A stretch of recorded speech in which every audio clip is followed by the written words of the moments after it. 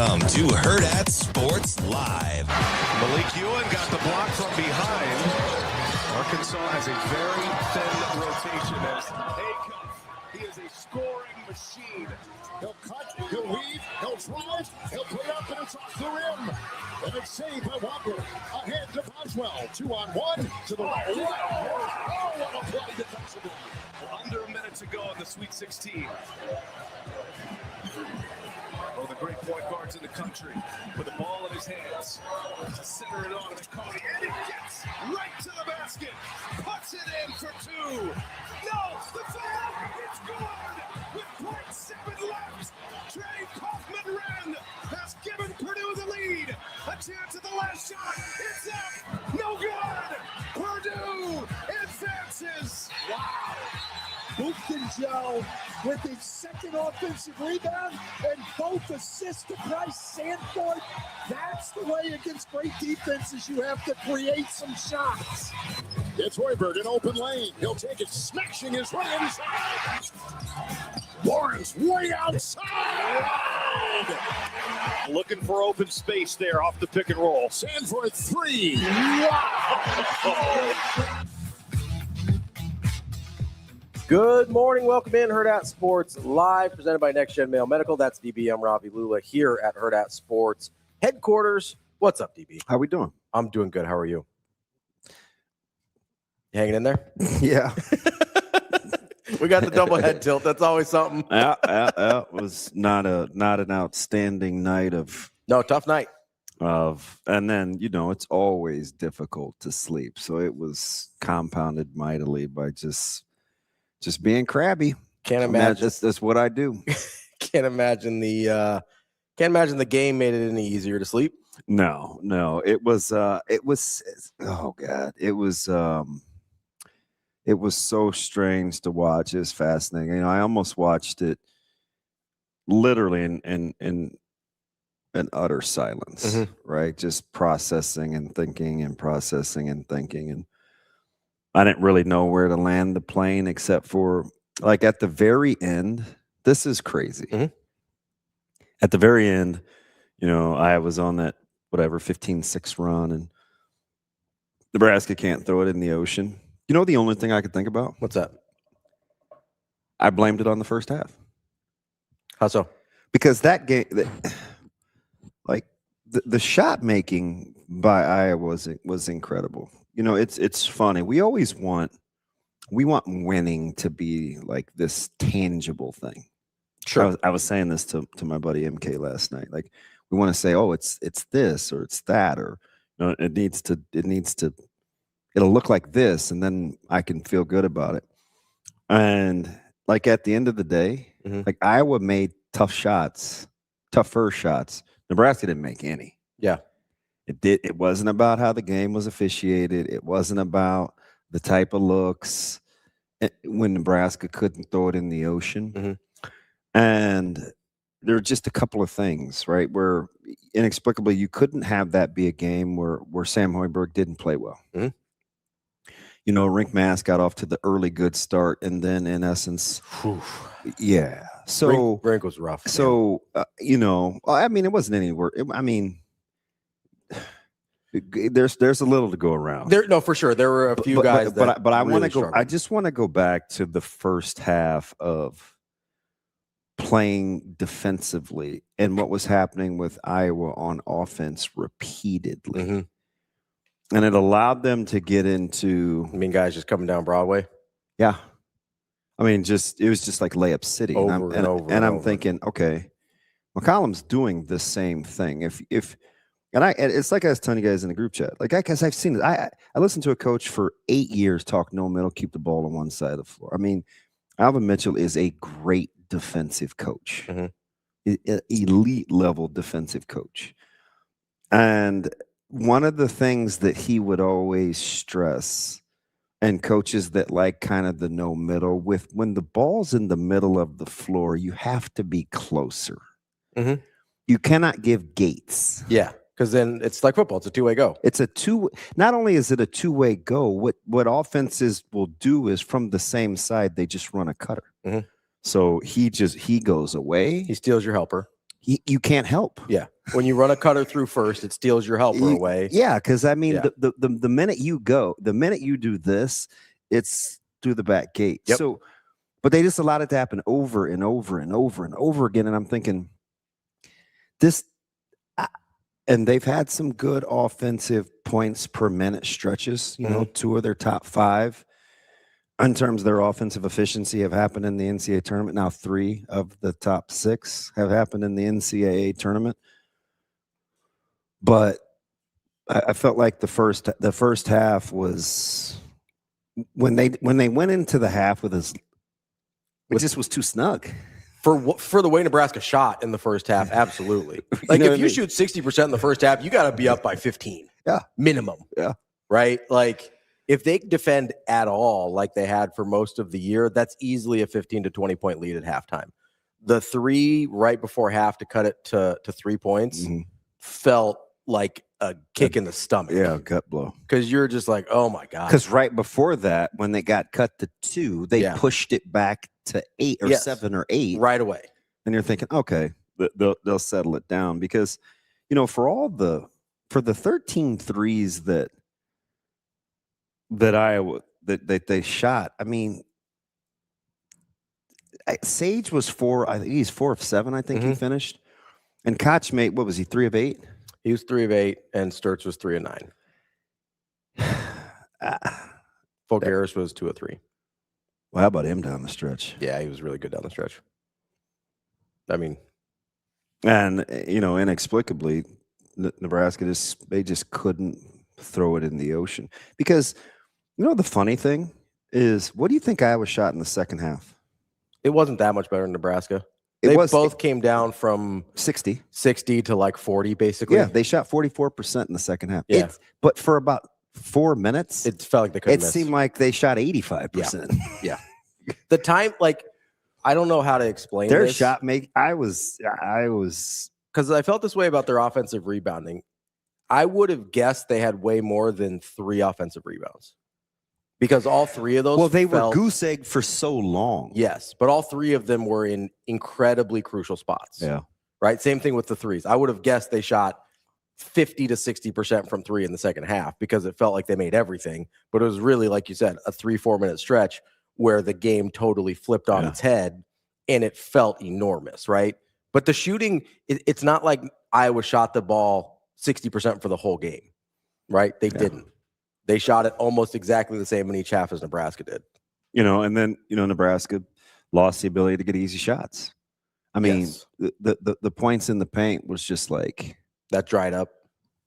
I know you started with Hoiberg, and listen, the 5 turnovers were bad, didn't shoot the ball well, but like the decision making from Mass just blew my mind. So I think I know what it is that if you felt like because he has that the weird body language, kind of the demeanor. If you felt like he was, this is weird because I think he's playing hard, but if he looked like he cared more or was playing harder, would it fit your eye better? No, it wasn't. Honestly, it wasn't.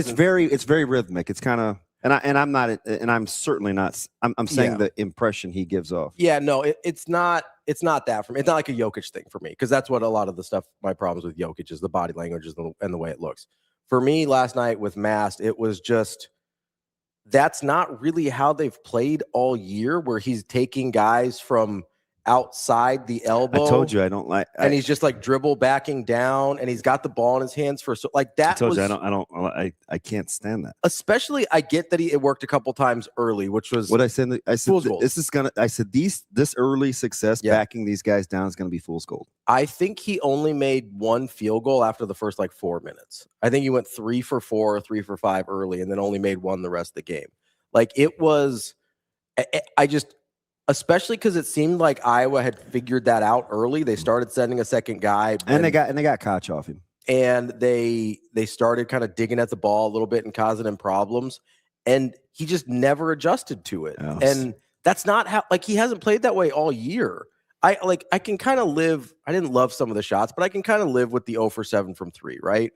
But the decision making when he had the ball in his hands was just not good. Yeah. He hasn't done that all year. He's been much better about distributing out to his guys. For some reason, probably because he made a couple early, he was just like, oh, I can beat this guy. Let's go get a bucket. And it was very, very bad decision making on his part. It was tough to watch. So I think in one hand, it's like, man, there's some things Nebraska could have done vastly different. But then the other, like that 4-minute stretch, we got to give Iowa their due.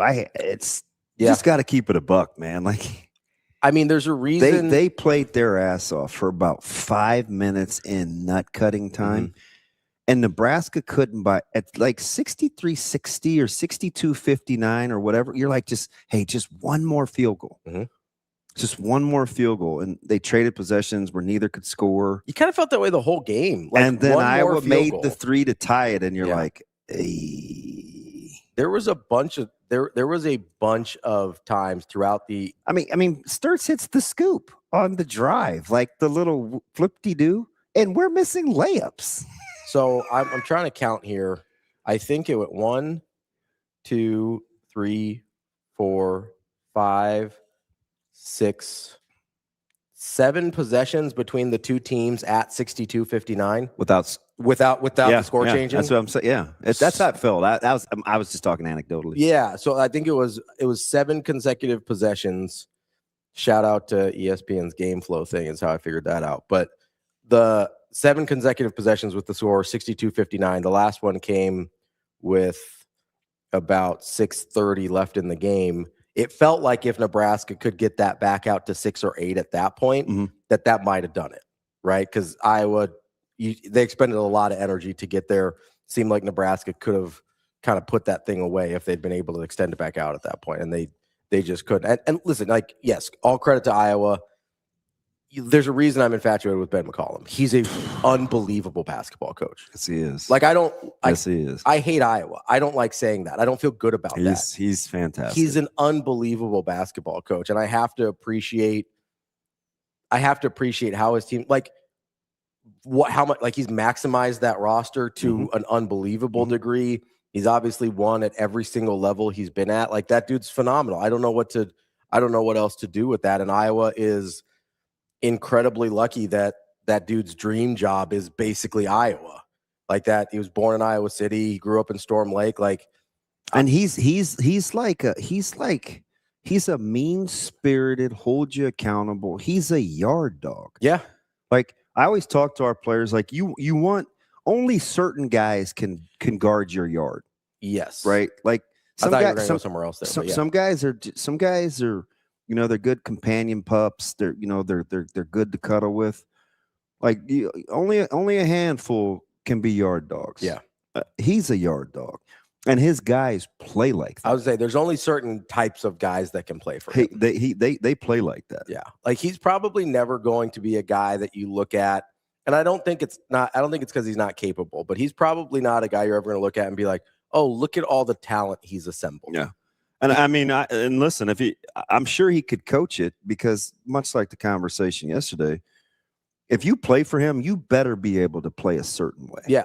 I don't care how skilled and talented you are. Like, there's just some things you're going to have to do. I'll say there's some non-negotiables that will be required. I don't have any problems with that. Like, no. And he knows, I think the most important part is he knows how to identify which guys can play for him and which ones can't. He goes, a couple days ago, he's like, this place isn't for everybody. I just want tough dudes that want to play ball, man. If you're a tough dude and you want to play some ball, and I'm just thinking, we sometimes just overcomplicate this thing. And I get it. It's like, well, why can't everybody be like that? And it's just sometimes it's not in people's DNA. People just aren't wired. Not everybody's wired that way. It's why I was so fascinated with Signetti. Sure. It's like the clip I sent you yesterday. Yeah. Like, how many coaches are doing that? With the gold cleats? With Nick Marsh and the gold cleats? Yeah. Yeah. Hey, do you have that clip, Austin? The Signetti. He sent it to the group Nick chat Marsh. yesterday. You have we were supposed to get that. So you don't. I just need it. Like, if you don't, I don't have it right now, but I can. Okay. Get it, yeah. Did I send it to you separately, Shane? No. Okay. I'm gonna send it to you. I knew. I said for how many years that everybody in Indiana looks the same. Since he got there. Since he got there. Yeah. You look at their receivers, they dress the same. Mhm. You may get to wear a pink accent during, breast cancer awareness or, breast cancer awareness month, but everybody looks the same. What he said yesterday, I'm like, the thing that we forget in looking at all these coaches is just the ability to hold people accountable and flipping say no. Just hold people. Like if you can just start there. But what happens is when people don't like it, they leave. And sometimes they're so good, you don't want them to leave. So you end up compromise. I think compromise is the word that I think is poison to coaches. But it is the easiest thing in the world to do because we get distracted by talent. And the weird thing is he brought over, much like Signetti, He brought over all his guys from a lower level that we didn't think could hack it at this. I remember having a conversation with you after Big Ten Media Days 2 years ago, where you came away infatuated by Signetti. I was, and you're like, did you listen to the guy? Come listen to this guy. And I'm like, try not to poop my pants, and I'm sitting out there, and I go, okay, so I'm listening to this guy, and I go, yeah, I mean, I think it's interesting what he's trying to do, but the question I asked you was, how good is an FCS team is an FCS team better than Indiana was? Yeah. Because he brought over so many guys from JMU, especially that first year. Yeah. And you're like, I don't know, but we'll see. And turns out if you coach them a certain way and coach them like that, and you supplement them with guys that are used to the FBS level, they can be pretty good apparently. Yeah, I hope you're right, Chuck, because I agree with you. Winners do win. And I think Google them. I think Rico has that clip ready for you if you want it. Coaches, thanks, Suave. Coaches, I think we talked about this with Coach Frost for a while and kind of his philosophical shift. Remember when he lost the Florida guys and Coach Riley had moved on from the Calabrasca thing, and you could tell he was trying to recruit guys that had that were successful in high school. Where it's like, okay, I want to know what we're getting. We heard Coach Barthel talk about some of the recruiting philosophies, not shifts, just tweaks in terms of where do we come from and what are we getting? The whole winners win thing, it seems so cliche. Yeah, it seems reductive. But I don't know. I think it doesn't hurt to play with old dudes either. Yeah. Especially now, man. I said this to Caleb when he's a sophomore, and I'm like, I said, you got to take advantage. This is when I was trying to implore him to just lay it on the sophomore line. at Westside. Yeah. Just lay it on the line. I said, this is a beautiful time to be growing up because you don't even have to be that talented anymore. Talent is great. You just hang in there longer than everybody else. Yeah, just endure. Because a lot of people are bad. Everybody quits. Everybody will bail. Nobody likes to do hard things. And this isn't I'm not old man yelling at the clouds. I mean, just look at what's happening in sports. And look at the college teams that win. They're old. They're older, mature grown-ups. Right? Until Acuff got loose last night, which, by the way, I told you was the easiest game on the board. The easiest game on the board was Arizona. That's the one I thought was when we did the double digits thing. That's the one I thought was going to be double digits. You could tell Burries is 20. Yeah. Still both freshmen, but he's 20. But he's 20. How good is that guy? Really good. Yeah. I'm just going to keep continuing to introduce. And you love Acuff. I love him. Yeah, you love Acuff. He was no match. Yeah. For Braden Burries. I think Burries just won himself the number 5 pick in the draft there. Dude, he does with that game. Here's the funny thing about Burries. Yeah. He does that all the time. Yeah. It's just how he plays. But it's a head-to-head comparison. You could see it in real time. He did the same thing. He did this. It wasn't Wagler. That was Nick Boyd. He did the same thing to this. I'll look at Arizona schedule real quick. It was he's an 8 across the board. Was it Phylon? Oh, he worked him he worked Phylon. Street worker. No, seriously. You look up, he's 5 of 8, 2 of 3 from 3, 6 assists, doesn't turn the ball over. Was it Peterson? He worked him too. I mean, he's played a lot. He did it to Fleming. Oh, it was Kingston Fleming's. Yeah, in the Big 12. Yeah, it was Kingston Fleming's. So, I mean, he's worked a lot of really good guards this year. So you see how he treated DP and when they played him? Yeah. But anyway, not to, anyway. So there's just something to be a little bit older. Like I think that's like a big deal. Yeah. A big deal. Like you got the moment wasn't too big for Fleming's, and because Wagler wasn't great either. I liked how hard he played. Well, and he affected the games otherwise outside 12 rebounds. He hit the glass. Yeah. Like that, I like that about him because he hadn't done a ton of that this year. Yeah, so but I just think it's just I'm just kind of watching these guys, and it's like, man, can you just hang in there longer? Which is what Iowa did. It's what they always do. Yep. But I was like, is this bizarro world? Like, why do I keep going back to that first half? But I kept going back to the first half. Nebraska had to be up by more than they were for what they shot. They had to. Like, that is, you can tell. I mean, you've been in games like this, whether it's in football or basketball or anything else. When you're doing something sort of otherworldly for a section of the game, you feel like that needs to put you in a certain position because it's not going to last. You know certain things aren't sustainable. Iowa wasn't going to let you play at that pace the whole game. Yeah, Chuck, you're right, man. And B, you weren't going to shoot like that the whole game. Chuck said Iowa isn't necessarily better. They are winners in everything. Like, yeah, I mean, the university there's a university culture. Yeah.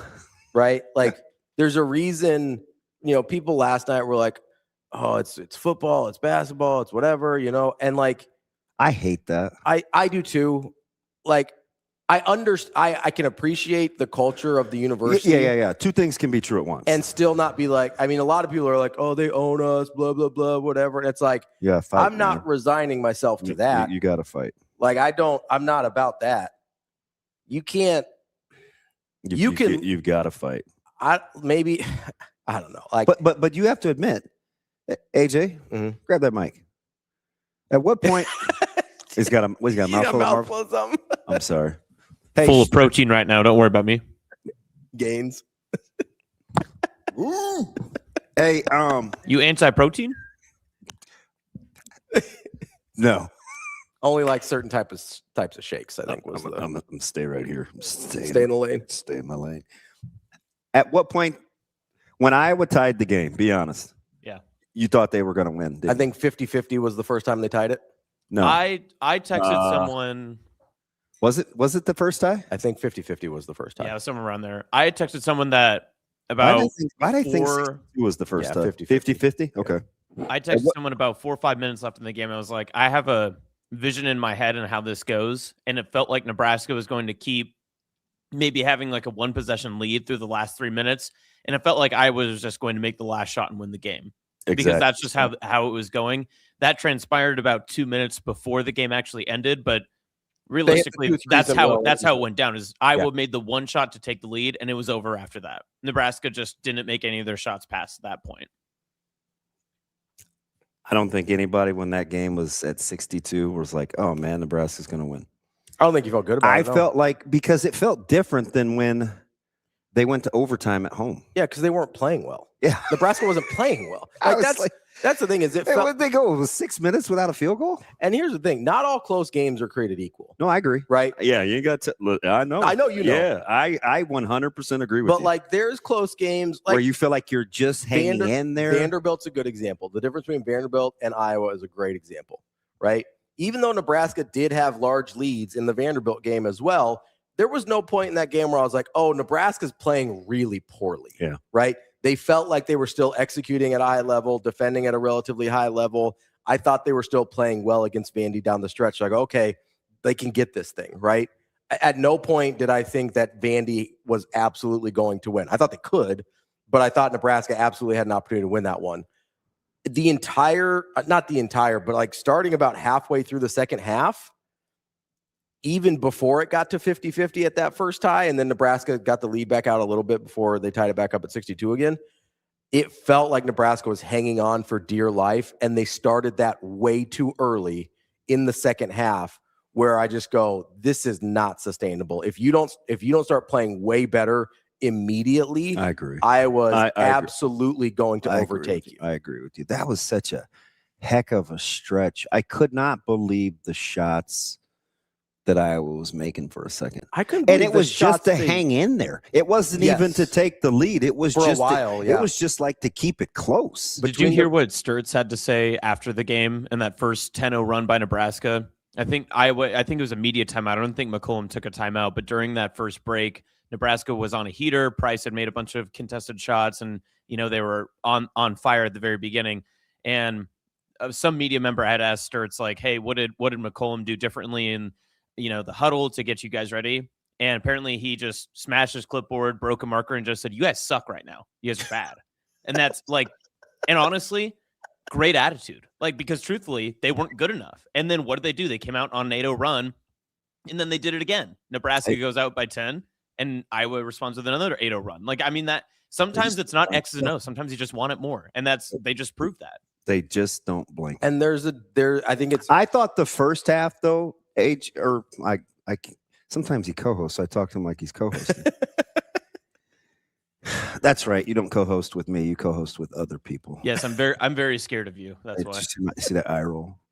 I didn't eye roll. That wasn't me. That was me. Oh, okay. My people say. Hold on. Let me get it on camera. Do it one more time. No. He got nervous. The first half was coaching. Yeah. The second half was not. The second half was stamina. The second half was competitive stamina. Yeah. Okay. The second half was just like indoor. Yeah. Because I think the point that Austin made is important here. A lot of times, and we talked about this a little bit yesterday, they were like, hey, sometimes it's about adjustments. And I'm like, sometimes it's about not knowing when not to make adjustments. Yeah.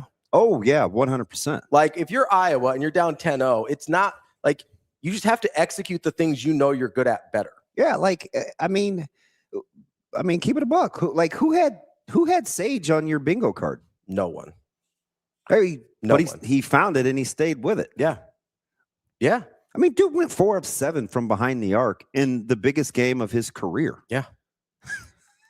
You know what? What was he shooting? That's like backup kickers kicking game winners that wobble through the uprights in crunch time after 2 turnovers and 22 seconds to win a game you had no business winning. Damn, didn't need to bring that up again, but that's okay. Dude, No, I know. It's crazy. He had only made, I think, 22 3-pointers coming into that game all year. And he made 4 last night. Tate Sage. That's unbelievable. 25% of his entire total for the season. So I saw a graphic. Nebraska made 11 field goals in the first 10 minutes. The first 10 minutes. And then only 13 the rest of the game. Rest of the game. Yeah. I believe that's correct. Somebody tweeted that at me. Because I know they were 15 of 26 and they went on the skid, the little bit of the skid in the first half. Mm-hmm. And they were 9 of 32 in the second half. Yeah. It's unbelievable. I'm trying to find the tweet to make sure I got the. Did it seem like they had more than 10 turnovers? Well, yeah, because they got 20 points off of them. Yeah. They literally scored on every turnover. Yeah. I mean, that's unbelievable. I've never seen that before. That there's a literal 2-to-1 ratio from points off turnovers to turnovers. That's getting a bucket every time they turn the ball over. So that was the thing that Austin and I talked about in pregame a little bit, was the way Iowa likes to play, right? Limit possessions, which didn't really happen in the first half, but limit possessions. They did a much better job of that in the second half. There's going to be leaky, loose possessions, and those are turnovers, bad shots, and offensive rebounds, right?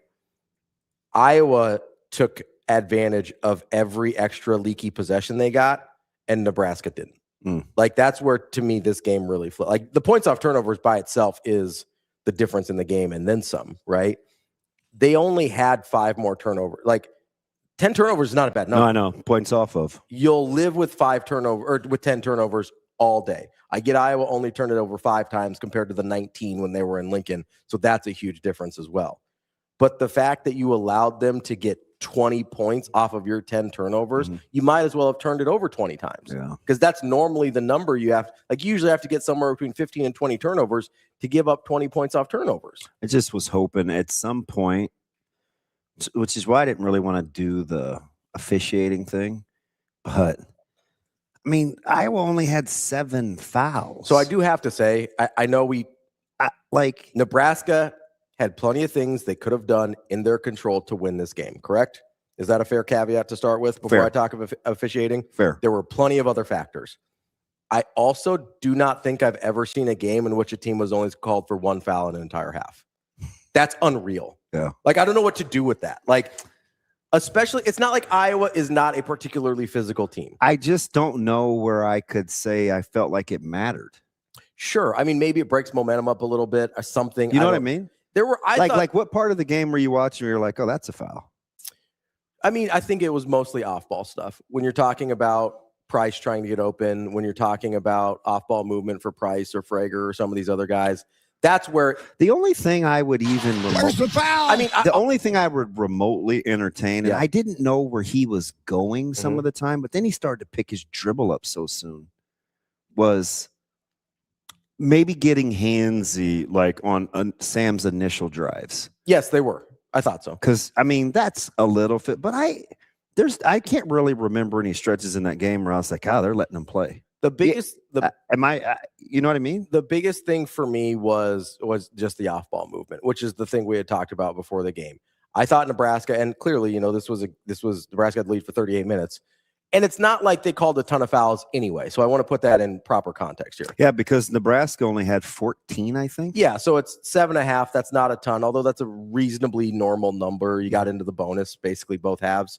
Now a couple of those are fouls at the very end. Yeah. So it's probably closer to 10. 11. Yeah, 10, 11. So not a ton of fouls in this game regardless, right? So I want to make that clear. But I just cannot fathom a world in which a basketball team only fouled 1 time and a half. Like, that's just not a real thing. Yeah. Especially, like, this is not a particularly finesse team in Iowa. Like, they play really hard and reasonably physical, even if they're not a huge team. Like, I have a really hard time buying that that's the case. And I think they were allowed to be as physical as they wanted to be off the ball. Yeah, which hurts Nebraska. But again, with all that being said, Nebraska had every opportunity to win this game anyway with things they could control. I could see that TK a couple of times where I felt like Price got knocked pretty hard, but officiating is the last thing I thought of. Yeah, the first thing I thought of was, hey, defend anyone in the first half. That's number one. That was for the first me. thing. And then I couldn't believe the stones that Iowa had to shoot some of the shots they had trying to stay in the game in the second half. Sure, because Nebraska's defense did get a lot better in the second half. Yeah, and they just and it got grimy. Yeah, 100%. and I was like, oh shoot, like I'm like, damn, how'd they make fudge? Like, yeah, they made shots and Nebraska didn't, and I get it, it's hoops, and you're thinking, but that was the epitome of a make or miss league. Yeah. The things that I thought of before the officiating were Nebraska's first half defense, rink mass decision making on offense.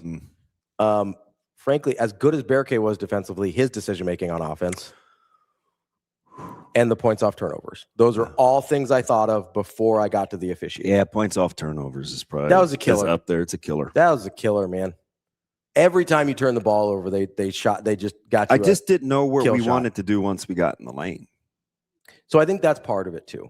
Because, I was actually watching Iowa State the other day, and it was such a stark contrast to what you see in I almost texted the group chat this, but I was like, I don't think they care, but it's fine. It was such a stark contrast to what you see from almost every other team at every level of basketball. Iowa State does not care what you do to them while they're trying to go to the rim. They're trying to make that shot. That's a good. I have to check that out. There is zero like jumping into guys. I love it though in theory because no, I know. Like I love that in theory. Like don't make them change. Like don't let them change your shot. Go make the shot. If they foul you, cool. Go make the shot. I got to pay Go attention. back and watch Iowa State again. I got to go back and pay because this was, and I've watched them half a dozen times this year. Like, I don't know, probably 10 times this year. And it was in their last tournament game that because they were getting a bunch of and ones early in that game. And I was just like, they don't care what you do to them on the way to the rim. They're trying to make that shot. And 99% of basketball teams and players out there don't do that anymore. Yeah. They're trying, they do this number, they do the pump fake. They have no plan. And here's the problem with it. If they don't get fouled, they have zero plan. Yeah. That's why it looks like it does sometimes, right? Iowa State the plan is we're making this shot. Yeah. If anything else happens. That's their coach's. Yes, it is a very Otzelberger thing. Yeah, like he's just not going to turn that. He's just not shying away. If they get fouled, they're like, all right, cool. But my plan is to make this shot. And so when your plan is to get fouled, that's a very different mindset, especially when you don't get fouled or they don't call the foul. That's a very different mindset than if I get a foot in the lane, you're scoring. Yeah, one way or another. I'm either getting a field goal or I'm going to the stripe. Yes. And if I go to the stripe, cool, but I'm trying to make that shot anyway. Yeah. They don't compromise. And that's the biggest thing is they don't compromise what their shot should look like. Because a lot of times when you try and draw a foul, you end up throwing up some crap. We saw last night. Yeah. You see it all the time. Right? Yeah. It's the thing that bothers me about some of the guys that do the foul baiting in the NBA. It's not that they're good at drawing fouls. It's that they're not trying to make shots. Yeah. They just want to get fouled. Right? Yeah. That might be the best. That might be the best you've worded it when you hate on Shai Gilgeous. Sure. Like, and Harden. And even when I don't like Luka. Dude, he's not trying to make the shot. He just wants to get fouled. I get it. Yeah. If you get fouled, cool. And it's a skill set to learn how to get fouled. But try and make the shot, man. Yeah. Because you're not playing basketball anymore. You're doing something else now. I agree. We'll take a break. I agree with that too, Eric. Especially with 5 seconds on the clock. Yeah. Because you're really not going to end up in a half-court situation. I felt like the first half had different reasons than the second half. I thought Nebraska got outcoached in the first half. I think that's pretty plain. Let's take a quick break here. That's DB. I'm Ravi Lulla. We will be right back. It's Hurrdat Sports Live.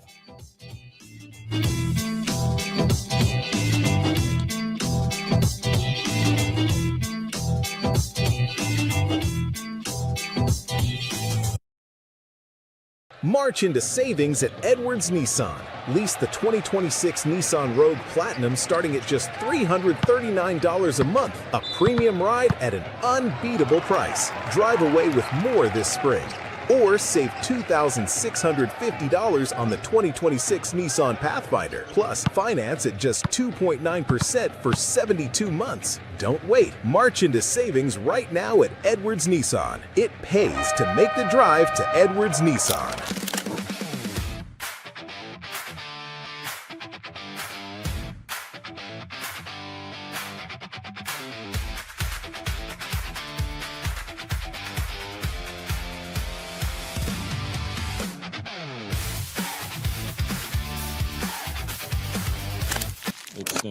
This one hurts about as bad as any I've been a part of, just because of what this group is all about, and we don't get to lace them up anymore together as a group. And they've been all about the right things. These guys will be a part of history of Nebraska basketball forever for winning the first NCAA tournament game, getting to the Sweet 16, most wins in the history of the program, highest ranking. It just did so many things to elevate our program, and I'm really proud of them. When the sting does wear off, which it will at some point, maybe, but these guys deserve a lot of credit for what they've done for Nebraska basketball. And when we come back, whenever it is for a reunion, we'll get to hang a banner next year, a banner that's never been hung in PBA, and we'll get invited back someday. Hopefully, I'm still around, but these guys, with their kids, will be able to come back and talk about this season.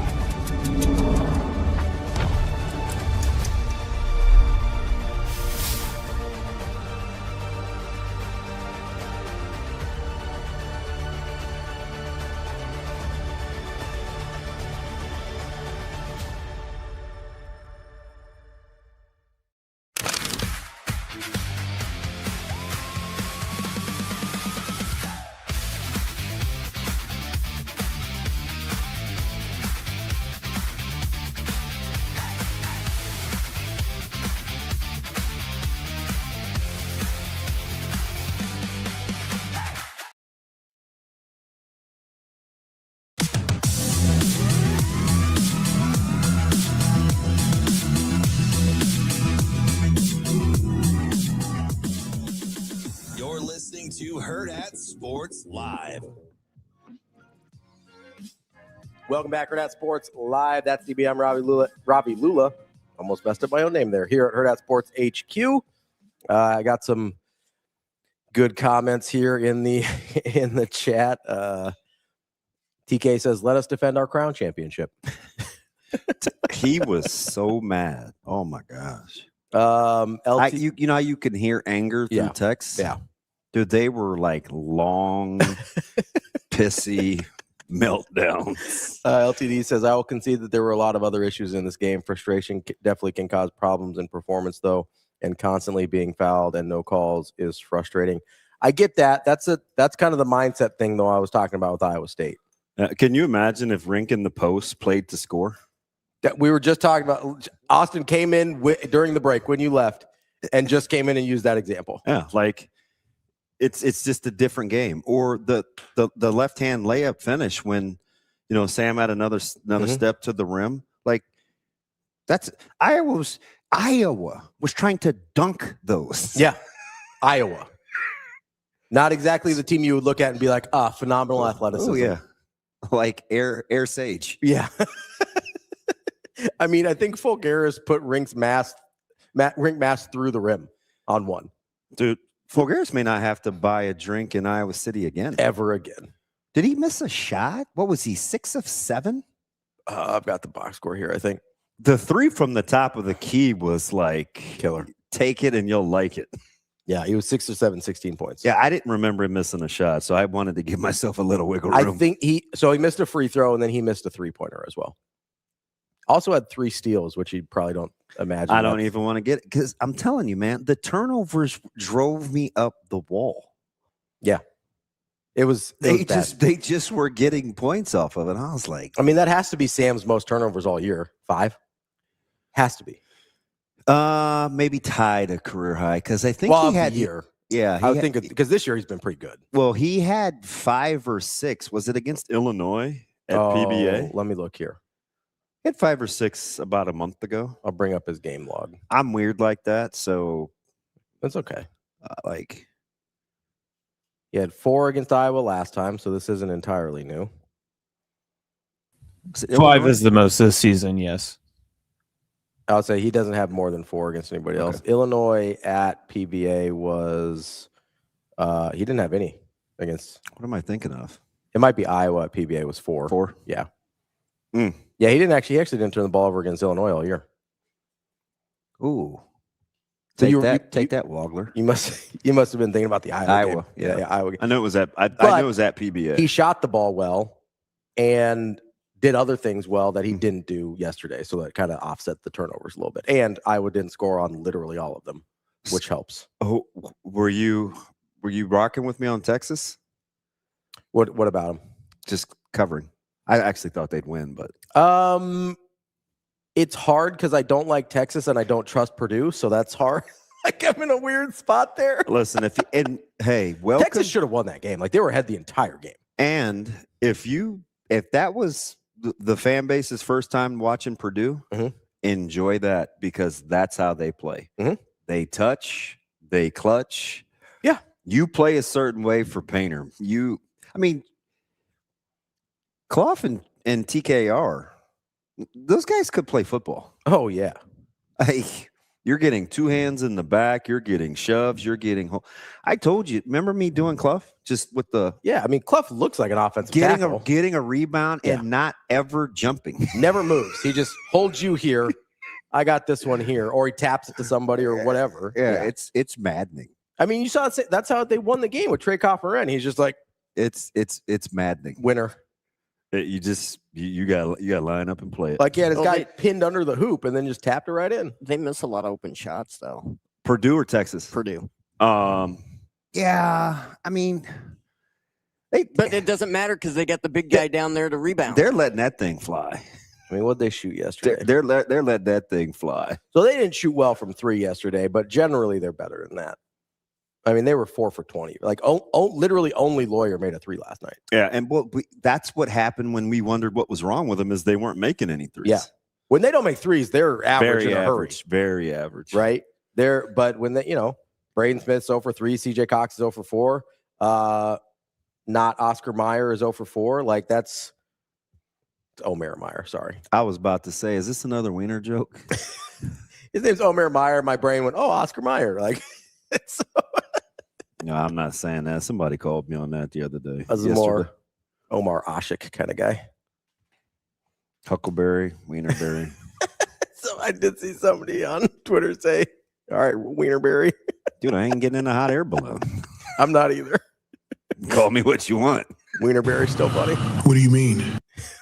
What do you mean? What do you mean? How about, okay, this is, we can take a little break from Nebraska basketball here for a second. How about LSU hiring a basketball coach while they have a basketball coach? Yeah, it's the shadiest thing ever. And of course, Will Wade's involved.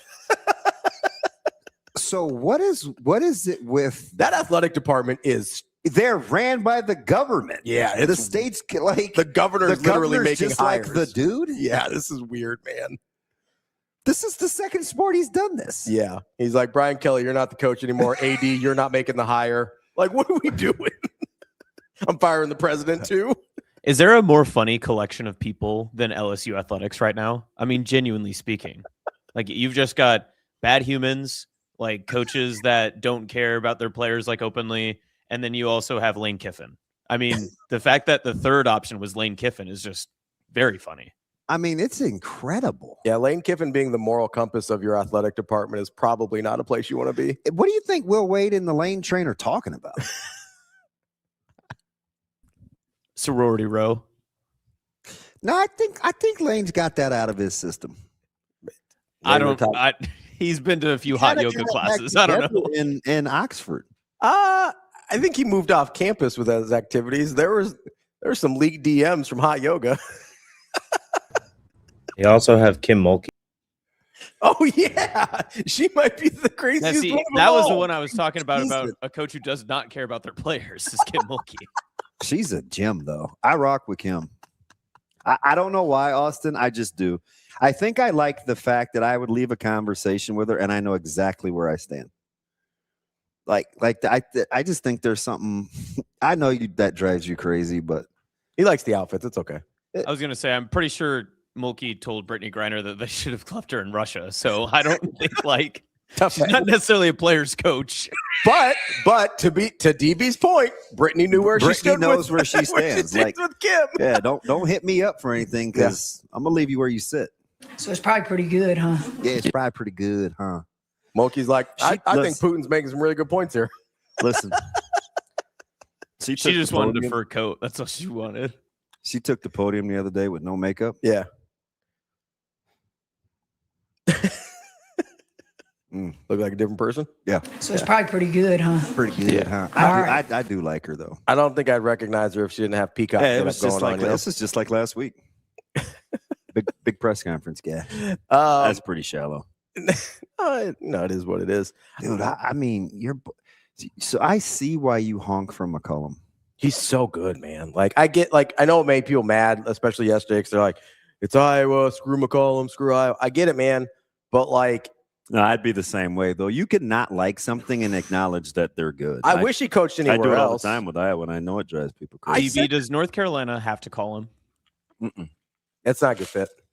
No, it's not a good fit. No, North Carolina doesn't want to have their program run that way. I don't think they want to play. I don't think they want to play that way. Yeah, it's just. I mean, the North ACC Carolina is a little finesse. North Carolina wants to play the way Roy Williams played.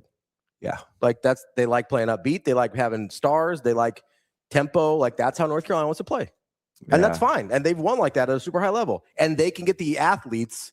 They can get the caliber of players that can do that.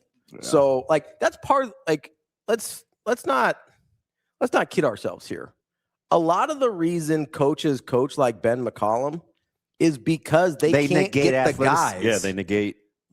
Yes, it evens the playing field. Yeah. It's the reason Tony Bennett coached that way. It's the reason Ben McCollum coaches that way. It's the reason Pitino coached that way early. It's the reason why when Illinois is good, they play that way. They play a little grittier. It's the reason Kelvin Sampson played that way. Not like anybody was trying to come to Oklahoma. Yeah. You know, like if you look at the guys, especially guys that had to kind of work their way through some bad jobs, a lot of them coach like this because it negates talent gaps. And so, like, North Carolina doesn't have to do that. TK. Not gonna. You haven't seen the cartoon, but it is. No, I have seen that one actually. Now, why would you have sat through that? It came out a lot earlier. Like that came out like mid 2000s, I think, early 2000s. So, Todd, I think he comes back. I think so. What Nebraska was going to do from a budgetary standpoint with basketball? Yeah, that'll be interesting. No, it's already happened. Oh, it's done. Yeah. Okay. So, wait, that's my feel. They've given themselves an opportunity to have a much larger. Yeah, with the extent. Yeah, payroll. like I would imagine with the extension of Fred, there were some guarantees or some certainties. Yeah, like assurances. That's the word I'm looking for. Yeah, they're not sitting down at the table tomorrow to talk basketball finances. Am I also wrong in remembering? Didn't Dannon say something about this like a couple of months ago on a Sports Nightly? I feel like he's like talked a little bit about like readdressing the budgets for the individual sports. Yeah, he did. That was 2 sit downs ago. No, Kyle had him. Yeah, he did. A-Train. He did. No, I can't call him A-Train. I only have one A-Train. And by the way, where's he been? Who? Alex. Oh, I don't know. He hasn't been in a minute. Well, I hope he's feeling well. Even Juan hits us up from Mexico. Chucky Chuck, I don't know what you mean by a burger boy. What's a burger boy? Oh, like a McDonald's All-American? Is that what you mean? Is that what that is? I don't know. Chuck's a hoops head, so probably. So here's the thing, though, Chuck, is I don't think North Carolina's admitting that. I think they're saying they want to play a certain way, and they are a program that can get guys where you can win a certain way like that. And plus, Kobe, like I don't know. I know you like to talk in extremes, but I don't know about dumb. Like I think there's 4 or 5 other coaches that would fit that style that would be on McCollum's level, where you don't have to sacrifice the way that you want to play. Also, with longer track records of having been successful doing this. Yeah, I mean that's just preference. Also, I mean, as much as I like Ben McCollum, like I do think like fit matters, right? We've seen how many times we've seen. No, listen, man, I know I'm just you talking to. I'm talking to everybody. Like everybody? you have to find guys that fit the way you want to play. Like I'm convinced of this, and people don't like to hear this because we hate on certain people for whatever reasons. I'm convinced there are circumstances in which Bill Callahan could have been a very good college football coach. Listen, there's zero. Incredible recruiter, really bright at what he does. I'm telling you, I'm with you. People forget that they played in a Big 12 championship. There's only one other person that I chop it up with that thinks that way, and his name is John Leslie. That dude will call you right now. And wait, yesterday was his birthday. I think I missed his birthday. Oh, he's got the same birthday as my brother. Damn it. Oh, his birthday had to suck. That dude's a Husker. Oh, Leslie. Yeah, he shot his shot too. So yesterday morning he told me Frager was going to go 6 of 9 from 3 and have the game of his life. 5 of 8. He had like his 4th 3, and he sent me the same text. I was like, "Look, man, I got it. I'm counting 5 of 8, pretty close." But he's on that Callahan thing too. And I talked to he did a coach's clinic, and I had already been to a couple of practices, and I know how. I tell you exactly where he was bad. He just didn't understand 18 to 21-year-olds having things on their mind other than football. Accurate. I also think he didn't understand how to handle this place. He's a good football coach. He didn't get it. He didn't get that he had to act a certain way. He's like, don't these people have anything else better to do? And I was like, no, they actually don't. We don't. Let's just this is the thing we care about the most. Just how it is. Yeah. So he would. So that dude could cuss. Fit matters a ton. And that's a guy that recruited super well, got Nebraska to a Big 12 championship game. Was very good on at least his side of the ball. Like there are brought in incredible linemen to this place. There is there's a reason it didn't work here, and a lot of it is he didn't understand what being the head coach here meant. Didn't understand that stylistically, especially at the time, there were probably certain things that you either needed to do or be able to explain why you weren't doing them. And he was never willing to explain himself, which I understand, because he's like, what do you guys don't know more about football than I do. Like, stop questioning me. Just see if I win. Right. But that basically seemed like it was his mantra. Oh, he would actually say that. Yeah. I think he might have literally said those words. Yeah, he might. He would probably say that. So that to me, and that to me is like the Ben McCollum to North Carolina or whatever. Like certain guys, no matter how good they are at their job, just aren't going to be good fits certain places. Yeah. That's just how it is. Or It's run fine. the program. And Or run the program the way that the people that fund the program want you to run it. because that's the secret now, especially. I agree. Because you know how guys get fired faster than anything? Yeah, the guys that when the boosters turn the water off on NIL. Yep. Like that's how you get fired. Like it's not like if you're losing and the NIL money keeps coming, they'll keep you around for a long time. Yep. But if they turn off those funds, guess what? We're done here. Yeah, that's how you get guys back in Baton Rouge. So when you've got a guy like McCollum that maybe they're not predispositioned to like stylistically anyway, if you lose at all, that water gets turned off in a hurry. Yeah. Like the funds get turned off in a hurry. So I don't. Hey, I think it's wise to understand that about the place that you're hiring a coach. Can I ask you something? Yeah. Do you have to win first? For who? Where you'd be willing to take a look at whether this fit or not? Or is it the fit that allows you the freedom as a coach to have the style you want to have? So that's a good question. I think if you are not what people think is a fit, you have to win immediately. All right. So with this play, Shane, play the clip from Coach Cignetti on Nick Marsh, who we were terrified of when Michigan State came and we were on the Chillis hype train, or the Aiden Childs. Chillis. I keep thinking Jeff Chillis. Jeff Chillis used to hoop at Burke. He played with Wayman White. They were, never mind. Anyway, Childs, Aiden Childs, and we were terrified of Nick Marsh. Nick Marsh tried to take, apparently, his act on the road with his gold cleats in the first week of spring ball in Bloomington. Coach Cignetti had this to say when asked about the transition of Nick Marsh. Susie came out in today. You learned that getting your ass ripped is all about. I don't know if that happened in very often Michigan State. Rewind it. I don't know what we're doing here. Let's start that clip over because the beginning. Those gold shoes he came out in today. You learned that getting your ass ripped is all about. I don't know if that happened in very often Michigan State. That was before practice started. That was a wake-up call. But no, he's really worked hard. Done a great job for us. One more time, Shane. Gold shoes he came out in today. You learned that getting your ass ripped is all about. I don't know if that happened in very often Michigan State. That was before practice started. That was a wake-up call. But that's not no, he's really worked hard. The one you get audio of if they cut the gold shoes off, which is the crux of why we need the clip.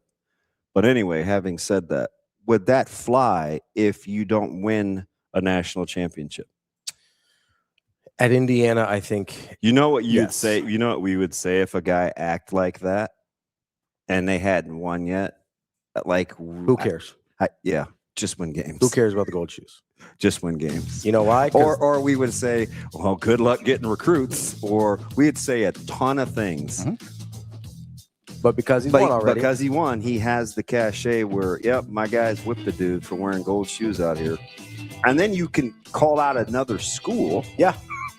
And it's like, oh, man, that dude's pretty cool. It's easier when that school doesn't have their head coach anymore. Because here, unfortunately, because we've lost so much, it's, well, you better win. Yeah. If you're going to be like that, you better win. And here's the thing. You know what winners do? They do it anyway. Yeah, they don't change who they are when they start winning. Yeah. They've done it anyway. I guarantee you, at IUPU, whatever the hell, Curt Cignetti was the same way. We've listened to his clips. You sent them to me from when he gets introduced to D2 head coaching jobs. He's this exact same dude. Same guy. Let's take a quick break. We're going to get Tim VERGHESE coming up next here on Hurrdat Sports Live. March into savings with Edwards Kia's March Mania lease special. Lease the 2025 Kia 4 EX starting at just $209 a month. A fresh new ride at an unbeatable price. This is what March Mania looks like. March into savings in a big way. Or lease the 2027 Kia Telluride S starting at just $499 a month. Don't wait. March into savings right now at Edwards Kia.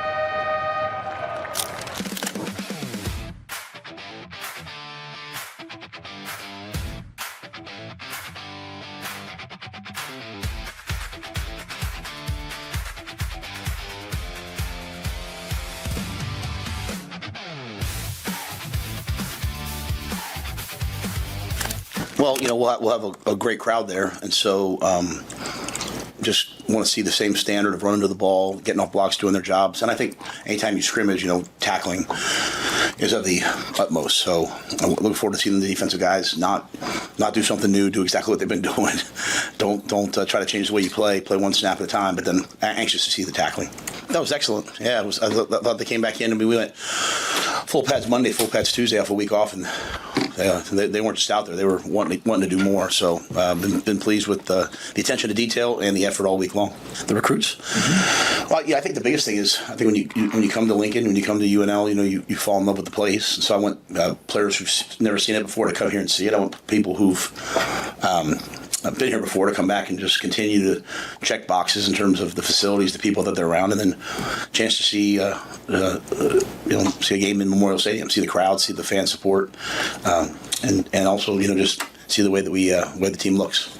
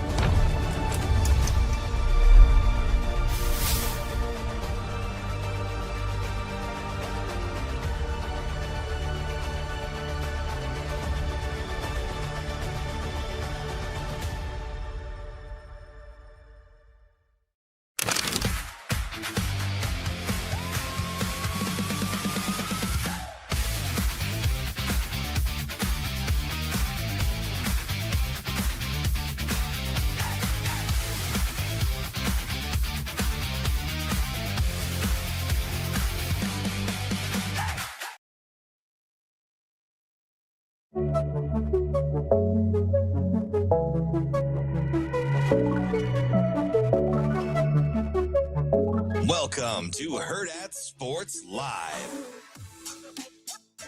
Welcome back, Hurrdat Sports Live, presented by Next Gen Male Medical. That's DB. I'm Ravi Lulla here at Hurrdat Sports HQ. We are joined now by Tim VERGHESE from inside Nebraska. Tim, how are we doing this morning?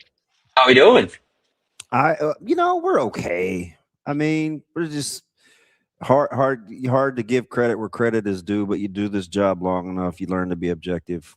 There were some stretches last night from Iowa where I was like, damn, they're playing good basketball.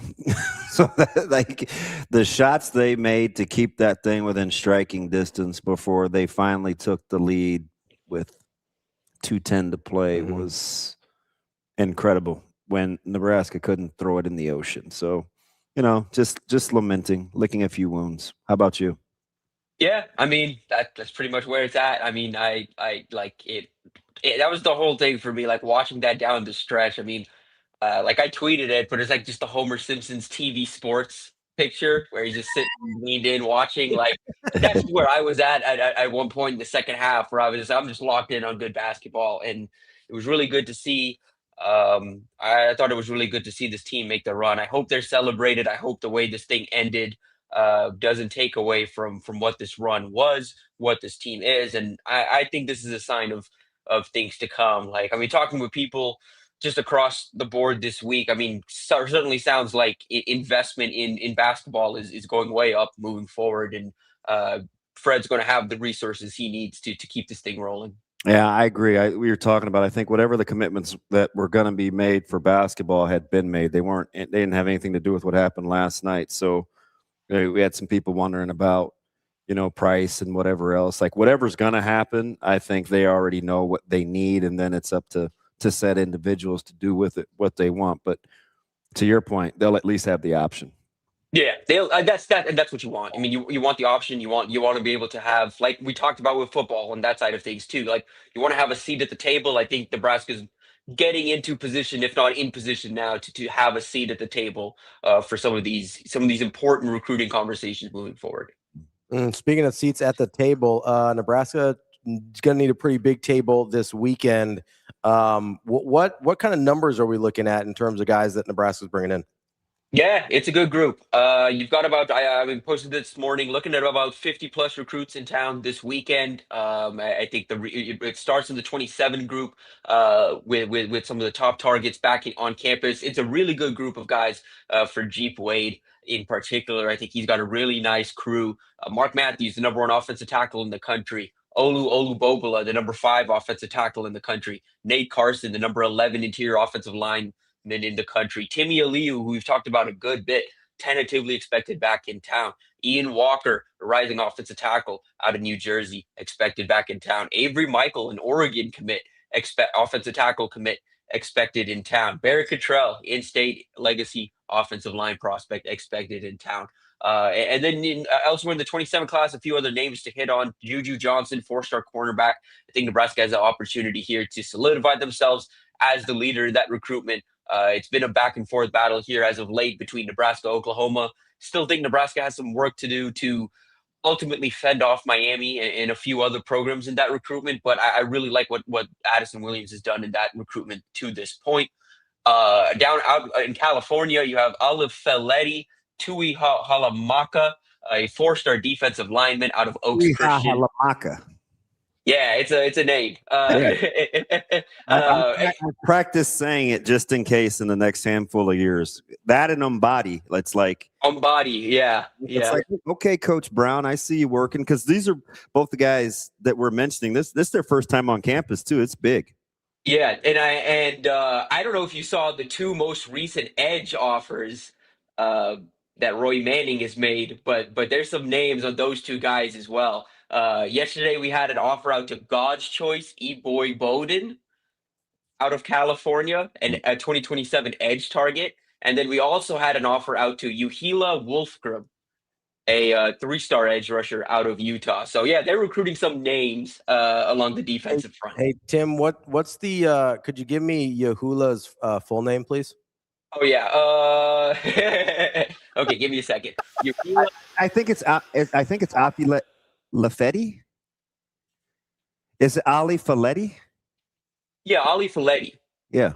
No, okay. No, we're talking about someone else. No, yeah, we're talking about Uhila. Oh, yeah. He's got yeah, best wishes with that one, Tim. Yeah. Little names there that I'm like, I don't know, man. Yeah, but I mean, his Twitter bio is something, or his Twitter line is something else.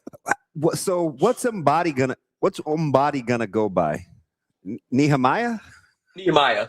Okay, that's a lot easier. Yes. just call him No or something, or maybe they just call him Body for short. You know? I was going to say, I mean, like, they call him Puma for short, like that's been his nickname for a while. I wouldn't be surprised if Mbadi has something like that. Actually, I think those 2 guys, I would have a close eye on both of them. The Shakopee guys, Blake Benton, 4-star linebacker, Nehemiah Mbadi, 4-star defensive lineman. Teammates, Mbadi's visiting for the first time. Benton, this is his 2nd visit.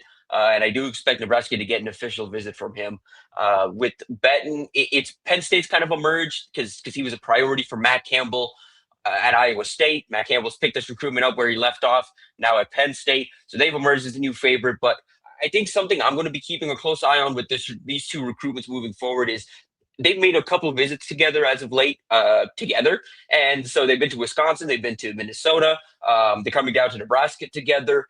I kind of get the sense these 2 are intrigued in playing together and are suddenly open to this idea of playing together. And all of a sudden, I think that would favor, the likes of Wisconsin, Minnesota, Nebraska, maybe over Penn State at this point. I'm curious to see how this weekend goes for the 2, because I know Nebraska is going to try and sell this package deal type thing. I just don't know really what, like, how are you going to separate yourselves from programs closer to home, like Minnesota, like Wisconsin, that can sell them on the exact same thing, teaming up together, starring together in the same defense, and having some familiarity with each other. Yeah, I've been up to Shakopee at that high school. A couple of AAU tournaments. It's like a college campus. And TV, they have a robotics wing where I thought walking out of one of the 38 exits that they have, it looked like NASA with these arms and robotics equipment. And I'm thinking, boy, this tax-based revenue public education must be free-flowing. So I know those guys will at least be pretty bright, too, because I think academics are at a premium up there in Minnesota. But let me get to go ahead. No, I was going to say, I have a couple conversations with Benton. He's a smart kid. Yeah, I'm telling you, like you've seen some places, right? I mean, some of these high schools, it's like they're just mini campuses, and Minnesota has quite a few. The cost of living must be pretty good, and the Eden Prairie, the Shakopee. I'm telling you, man. Listen. I'm from Texas, so I know a thing or two about this. you want the funniest thing about being from Texas? So we're at Bishop Gorman, which, I mean, it's an immaculate facility, right? But it holds less than 3,000. Yeah. And some people were lamenting over Gorman and the campus, and Dr. Els is kind of taking a look around, and she's like, I don't know, y'all. Like, there's some stadiums in. They're like, yeah, Doc, we get it. Like, we get it. Texas is definitely, to your point, TV. Texas is definitely different. Yeah, we had Steve drove down to Houston, obviously, and on his way down, he was driving through Dallas, and he's like, yeah, I got to see some of the like Carrollton stadiums, and I was like, oh, that's not even like up there with like the stadiums you need to see, but like I'm glad that caught your eye. Like you got to go to Allen, you got to go to McKinney, you got to go to Katy. And those are the stadiums down there. Listen, so how about the weekend though for Nebraska's staff, because they've got the coaches clinic today and tomorrow, that which starts. You've got the spring game. You've got your recruiting list. How about the guys that probably need a little bit of a shout out that aren't with necessarily the essential staff in terms of coaching, but have to put the whole weekend together? I mean, this is a pretty busy stretch. Yeah, it starts. I mean, Elza, we just talked about it, but another one who's everywhere, and he's going to be. I'm fully anticipating already, not having a whole lot of time around her tomorrow because she's going to be running all over the place like she always is. But her, I mean, it's been a lot. Like, I mean, we talked about with the assistant coaches, but I think for like Anthony Johnson, assistant director of player personnel, I've given him a shout out a few different places, but I think that's a rising star within this recruiting department. I think he does a really good job, specifically on the defensive side of the ball, building relationships. He was a key reason Nebraska landed Dylan Berriman. They're a key reason they've stuck around in some of these recruitments amidst coasting turnover on both sides of the ball here in the 27 class. And he's going to play a key role in Nebraska closing. Or if they put together this top 10 to 15 class here in the 27 cycle, he's going to be a key reason why.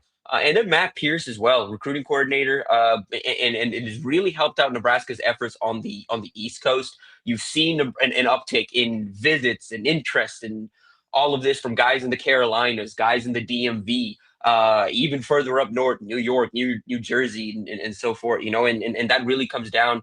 I think to Pierce, who's played a key role in that. So you've got a few guys like that on staff that I think are playing a key role. And then again, we keep shouting him out on here and keep talking about how this guy doesn't get enough praise. EJ Bartel, again, that guy goes above and beyond what he's supposed to be doing as a running backs coach to keep Nebraska in the mix for some top targets, to keep Nebraska involved with top Chicago prospects. You look ahead to the 28 cycle and what Nebraska has coming in this weekend. Darion Prescott, number 3 edge rusher in the country out of Bolingbrook.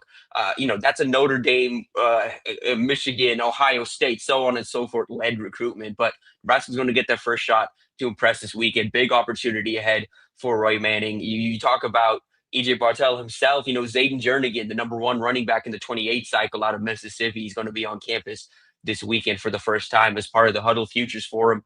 And then you go further down, you look across just what Nebraska has coming in 28 as part of this Huddle Futures Forum. It's a big, big opportunity, and it's really savvy work. I think between Nebraska and Huddle to once again get this event set up in Lincoln, and this time have it coincide with the spring game where Nebraska is going to have, like last year, the Huddle Futures Forum last year was a really big opportunity for Nebraska in 27. It got guys like Ahmad Hudson and Mark Matthews and Juju Johnson, Jalen Hill, so on and so forth on campus for the very first time, and gave Nebraska kind of a jump start in some of those recruitments. This year, like I mentioned, Darion Prescott, Zayden Jernigan, Giovanni Tuggle back on campus, the number 3 safety in the country. You have the number 4 defensive lineman in the country back on campus, number 6 defensive lineman on campus for the very first time, the number 3 linebacker in the country, Jameer Miles, out of the same high school, Carmel Catholic, that Trey Taylor played at the last 3 seasons, on campus for the very first time. I think Nebraska has a big opportunity there to make a big jump in that recruitment. You have Tayon Lawrence, number 7 defensive lineman in the country, back on campus. You have the number 7 offensive tackle in 28 cycle, the number 8 edge rusher, the number 6 quarterback, number 10 defensive lineman. It's impressive. It's deep. I was talking to you yesterday a little bit about, whatever, and I'm looking at Foster. This is his first time here this weekend, but he's coming with Azir Waddell, and I'm thinking to myself, how convenient, right? Like, let's make it work. You're my guy. Their first time down there. I mean, for interior line, offensively and defensively, you can tell it's intentional. Yeah, I mean, and then you also look at what Nebraska is doing this summer. We still don't. I'm expecting we're going to get a Boneyard tournament once again this summer. But they have a padded 5-man, a big man camp here in June that they're going to host. I think for the first time, at least under Matt Rule. But again, that's just intentional, and what you should be doing as a Big Ten program is the focus on the trenches. I think you see. This feels like the impact of Jeep Wade, Lonnie Teasley, and Corey Brown, like old heads kind of on both sides of the line that know what they're looking for on both sides of the line. And I'm encouraged by it personally. Tim, you mentioned kind of in passing there, Ahmad Hudson, I believe was originally supposed to be here this weekend, now no longer because he's participating in another event, which didn't necessarily bother me a ton, but I was curious. I know LSU has been sort of a factor in this recruitment. Do you think the hiring of Will Wade has any impact on Ahmad Hudson and whether or not he ends up at Nebraska? We'll have to see how this plays out. I've had a few people reach out about it since the Wade hire happened. And ultimately, I think it's going to be if you're looking from a pure on-field, on-court situation, down the stretch is going to be tough to beat out Lane Kiffin and Will Wade as a package duo. I think that what those two are capable of, with I think what LSU is about to do on the financial side of things to make sure, like, hey, we're making sure this guy doesn't leave the state. But that said, you listen to Ahmad, you listen to his mom, and you talk to them about their process, what they're looking for in a program, and if so far Nebraska, I think, has presented themselves as the best overall all around situation as the program that will look out for him on and off the field, that will develop him and make sure that he is, and put together this itinerary and make sure that he is well positioned to be a star 2-sport athlete at the University of Nebraska, and that he's well taken care of when he's not on the field and on the court. But will it matter? I don't know. I mean, he's an LSU legacy. LSU was the first offer for him. LSU now has an offer out to his little brother. They want to keep him closer to home, and I expect from the basketball side of things, which has been pretty, like, that's the part of this for LSU, like something where I thought Nebraska really started to create some separation from LSU was the effort put in by Fred Hoiberg and the basketball staff to make this a true almost 50-50 recruitment, where you've got football pulling some weight, you've got basketball pulling some weight, and both of them are recruiting this guy in tandem. LSU, it had been primarily the football side of things that had been the focus, and this opportunity of, hey, just like Trey Green, you can go play basketball too. The thing is, I think Ahmad Hudson's a better basketball player than Trey Green is, and I thought there could have been a chance that And there was at some point there was at least some feelings within the Hudson camp that it was a bit disrespectful the way LSU was talking about him or approaching his basketball recruitment. I don't think that's just going to be the case anymore. I think Will Wade fully recognizes what a talent this is. I think Will Wade has recruiting chops, and he's going to sink his teeth into this recruitment. Will it what I'm going to be curious to see ultimately is from a pure personality standpoint, you can't have any more different duo than Will Wade and Lane Kiffin on one side and Fred Hoiberg and Matt Rule on the other. Yeah. Real quick on that. This is sort of about Ahmad Hudson, but not necessarily specific to him. Like the LSU situation's been pretty messy, right? Especially on the basketball side. Like they hired a coach before they even fired their other coach. Like the athletic department in general has been really messy with the governor getting involved and everything. Is that something recruits generally care about at all, or does it move their needle? Like, because from the outside, it's like, this is super weird. Like, I'm not sure I'd want to be involved there, but obviously, money talks, home state talks, like there's other factors. I think it's more of what you said. Money talks, home state talks, some of that. And also, at the end of the day, winning talks, and Lane Kiffin's going to win ball games this fall. I don't like all of this drama. It's not going to matter when Lane Kiffin's winning games in the fall. And I think we'll have to see. I think they are putting a lot on this roster. There's a lot of risk in terms of what this could be. They're hoping this obviously plays out, but it's LSU. It's a program that they live in this. You know what I mean? They live in the circus. This is just what they do. We got Lee Summit in week 2, man. So I get a chance. I'm gonna go.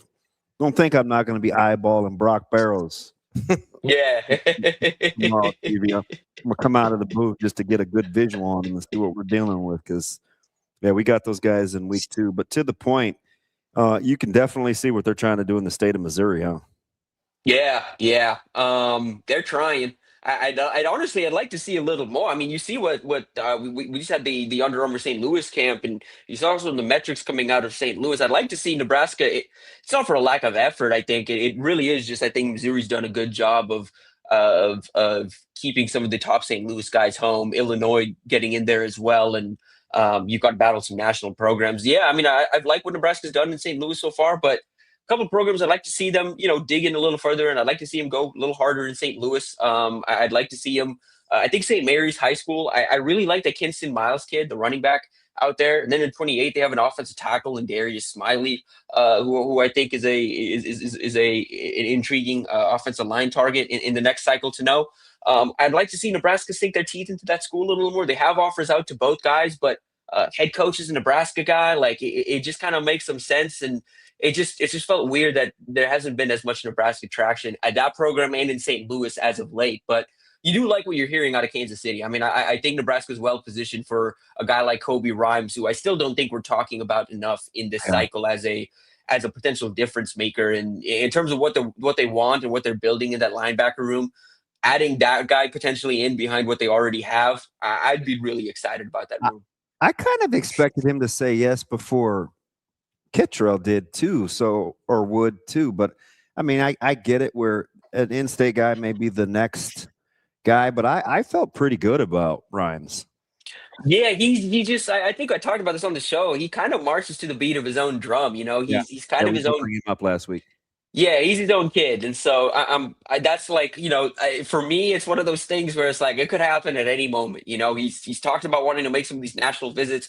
We're getting to the end of March. I don't think he's made really any of those national visits yet, and it wouldn't surprise me if we see him tomorrow in Lincoln. So I think Nebraska's really well positioned in that recruitment, but I do just kind of wonder how long he plans to draw out this process at this point.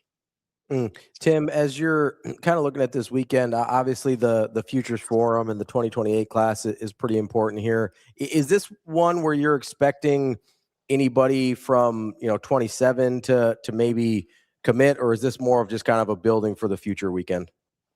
Feels like a building for the future weekend. I think if you're looking at anybody, to talk about Barrett Cottrell, in-state legacy prospect, I think it's just kind of a matter of time. He wants to get this recruitment done sooner rather than later. I do expect a decision in the relatively near future on that. I don't think a decision is going to happen anytime soon because he does have OVs planned. But Juju Johnson, 4-star cornerback, like I mentioned at the top of the show, I think you have an opportunity to create some separation and I think really solidify yourself as the leader before official visits. And Timmy Leo, if he makes it back to town, he's a guy who's visited a couple times now. Has said Nebraska's the leader. Does have official visits planned. Nebraska's going to get the last one. Wouldn't necessarily surprise me if he comes out of this a silent, if he's not already a silent. But I just wonder with him, at what point does he just choose to shut things down? Even with Georgia after him, Florida, Auburn, Illinois, so on and so forth. He clearly loves it in Nebraska. He keeps finding a reason to get back to Lincoln. Really enjoys his time around Jeep Wade, really enjoys Matt Rule and the coaching staff, and it feels like this is a program he's going to have an opportunity to come in and get developed. I think it's just kind of a matter of time. And then the other guy I would sneaky keep a close eye on. This staff really likes Brock Frisbee, a rising defensive lineman out of Archbishop Spalding in Maryland. It's going to be his first visit on campus. He's got a few other programs I think he's going to check out, and I do think he's a stock riser.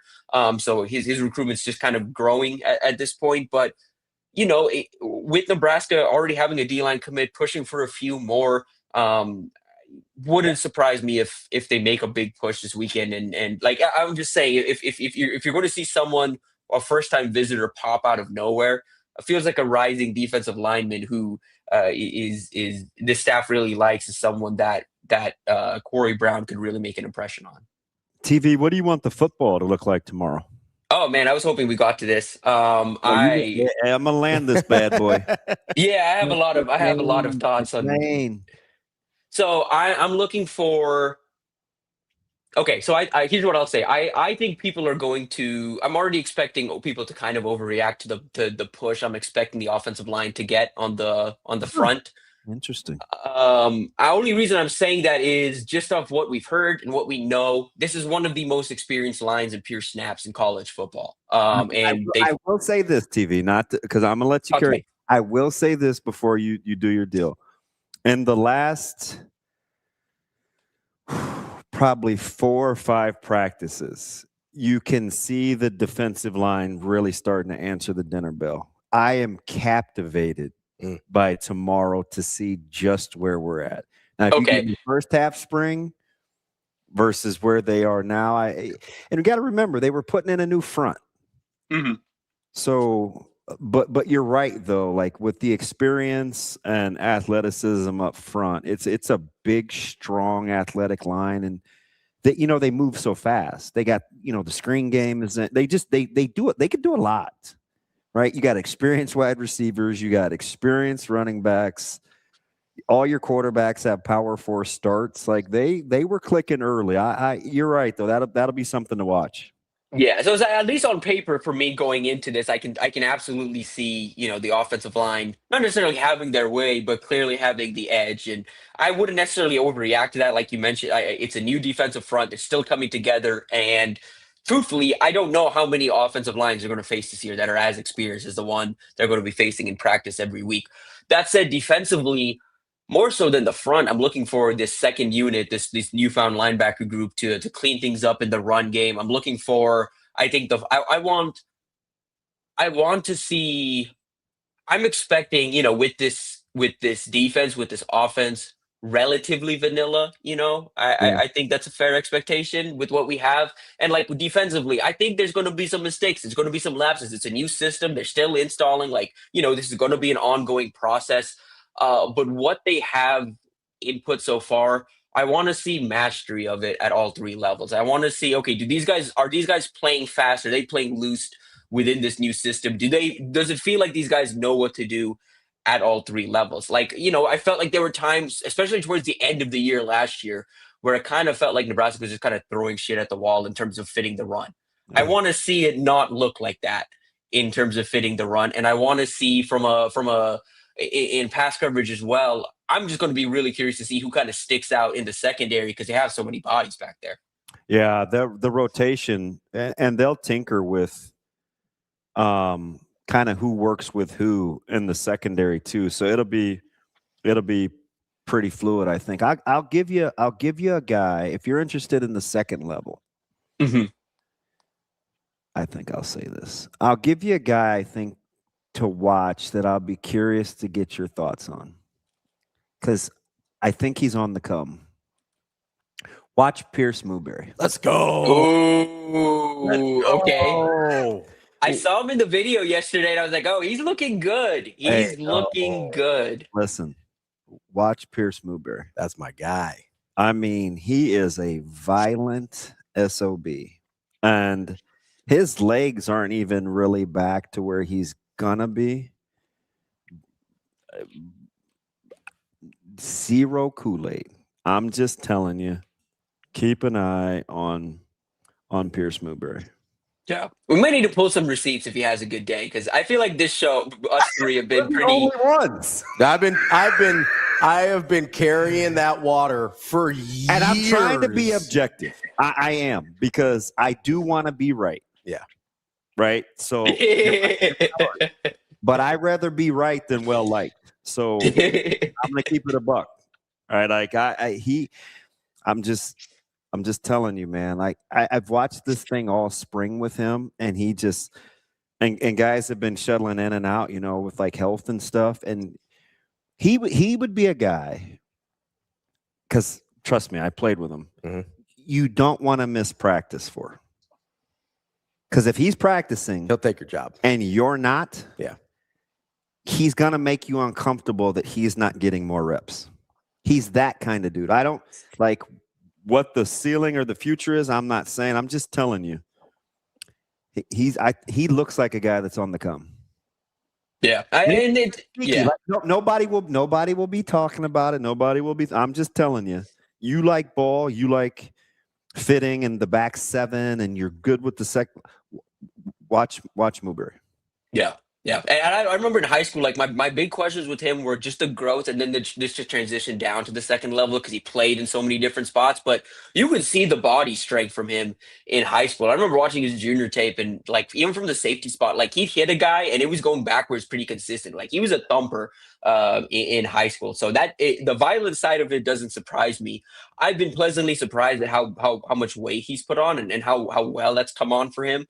Because I know there was some concerns on my end, and I know there were some people that were talking for him. But I peek behind the curtain. I talked with some scouting folks of like, is he a guy who we could maybe bump into a potential like 4-star late in the cycle? And one of the holdups was he had really skinny wrists. And they were like, they weren't sure about his growth potential because he had really skinny wrists. It hasn't been an issue. He's grown. So, but just a peek behind the curtain as to why he wasn't able to get his 4-star late in the cycle. Yeah. I mean, his dad's a pretty good sized dude. Yeah, he's a thick dude. I understand he's kind of lean looking. I understand some concerns about the frame, but we are going to have to pull receipts because I've been honking for that dude since before he got offered at Nebraska. I came to you when he was a sophomore, and I go, hey, what do you know about Pierce Mooberry? Yeah, that dude can ball. Yeah, dude was high pointing balls, catching them on our heads.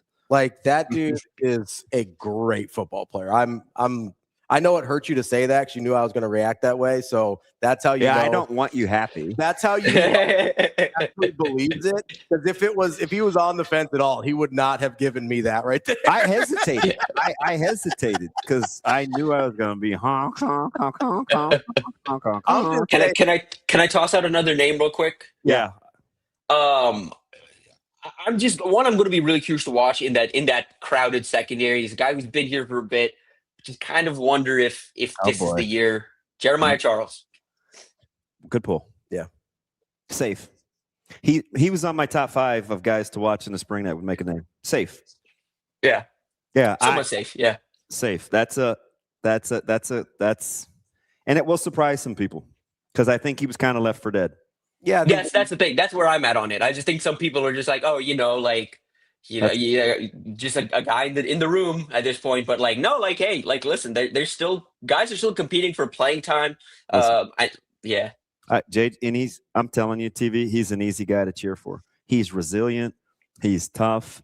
He stopped being so squirrely. Like he bounced back from, some setbacks. He's healthy. He survived being benched, which most people today can't do. Against UCLA 2 years ago. Mm-hmm. And it's just like, he's a guy that I'm pretty proud of. Yeah. That's good to hear. I like him. So it's, he's one of those guys that always speaks and He's good-natured. He's highly competitive. You know, he hears about the Odoms, and he's like, yeah, whatever. Like he's just matured. Yeah. And again, if you want to talk developmental stories and what this could look like down the line, like that's a story where it's like, hey, you know, people have been asking for this program to develop guys and proof of development or whatever. Jeremiah Charles will be one of those guys because you look at what he was in high school and what he was when he got to Nebraska and what he might be by the time his career is done and what he's capable of being by the time his career is done. Just think that's something to keep an eye on. I'll tell you another guy just because I don't where I wasn't wrong. It's just better than I thought, at least right now. I'd be curious to see what you think of Jamal Rule. Yeah. Yeah. His tape was good. His tape was good. He's running different than he did on tape. That's my big debate this week has been like, which running back are we going to be talking about the most? Because I kind of wonder if it's going to be Jamal Rule as the flashy new toy that people are like, oh, look what we got. Like, you know, because he's a freshman who's a bit older for the cycle and stuff. But I was also wondering, go ahead. I hate to shape your opinion. Just do with this what you will. Yeah. So the shiny new toy, they all have their strengths. It's a really good room. Like, color me impressed. I told you the best run of the spring I may have seen could have been by Connor Booth, right? Like I'm just if I'm for perception's sake. Rule may jump out at you because he runs the most different from everybody else. So don't necessarily be distracted by that. Compare it to what you saw at the academy in Charlotte versus to how you're seeing him run now. That's the big thing for me. Maybe not necessarily in relation to everybody else because they may get different types of runs. Okay. If you know what I mean? Yeah. Oh, yeah. I mean, like, you look at that route, like, it's different type of guys. Like, I'm expecting, and that's why I was going to say, like, I think Jamal Rule potentially has a chance to be the back we're talking about. But I kind of wonder if the layup is we come out of this being like, oh, yeah, Nebraska's fine because Mekhi Nelson's the lead back in the room. Because I think Mekhi could, yeah. It's March, and I hate Kool-Aid. But I'll simply say I like the running back room. Yeah. And I bang that drum, right? Like I know more about this room heading into 2026 than I did the room last year, 2025.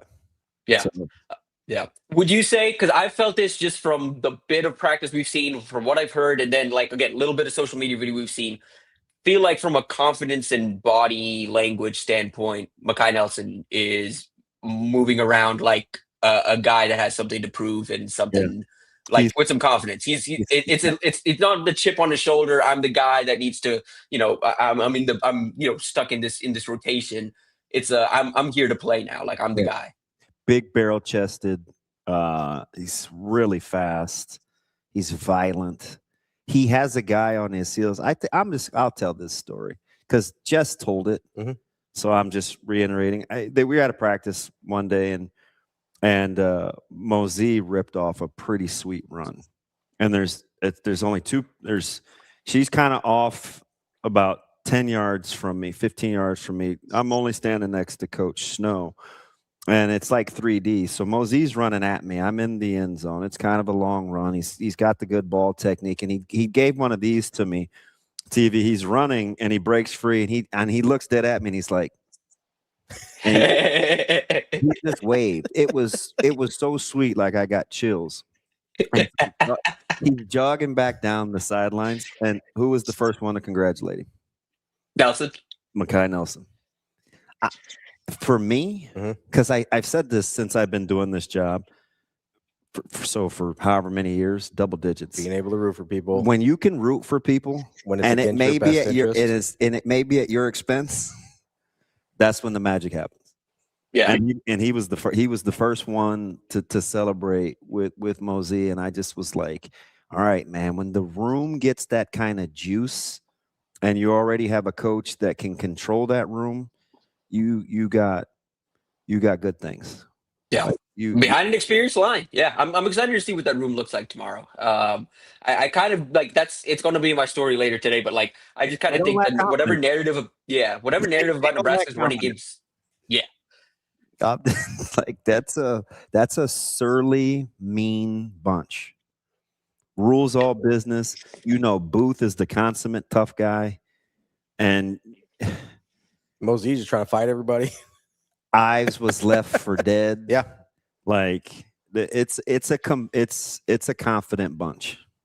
Yeah, the whatever narrative there is about the running room, I think it's going to be my story later today. I think it's going to be dead by the time we get past this weekend, and maybe it comes at the fault of a lot of hand wringing about Nebraska's run D. But I think there's going to be enough back and forth where we'll just see how it goes and let things play out. But ultimately, I do think quiet spring. Now that we're at the end of this, I think a quiet spring's been good for this team. It's fantastic. From what I picked up on where things are at, like culture wise, and like they needed it to just be out of the spotlight for a bit and just let this group come together as a group without a lot of noise. And it's good for everybody, TV, because with the talk of the offensive line and the running backs have been pretty okay, and Calandria and the quarterbacks and Kalen's, like they all have their little buzz, right? We heard about the receiving group and Gilmer and Clark, and quietly though, those guys on the back end, if they're like they have been and they'll bring some juice tomorrow, it will be highly competitive with those guys in the secondary, because they know they better have some lead in their ass when they come to fit in the run game tomorrow, or they'll have to find something different to do. It will be unusually high-spirited, I think, between the skill groups. You okay. watch what I'm telling you. Yeah, it's if it's the same, right? Like it's been extremely spirited. I'm excited to see the competitiveness. Yeah, I think the question is going to be how this all, like Rule said, how this translates in front of a crowd. Because we've seen this before where guys shrink in front of a crowd or whatever. But I'm going to be excited. I want to see some ball being played. So I'm kind of itching. I texted Steve this morning. I was like, look, I'm kind of itching to see some guys hit each other. Yeah, believe me, they went. I couldn't believe they got in pads Monday, Tuesday. Yeah, that's what Rule said. Oh, did he? Yeah, in his presser, he goes, they went Monday, Tuesday pads. Oh, good. I can see. Yeah, okay.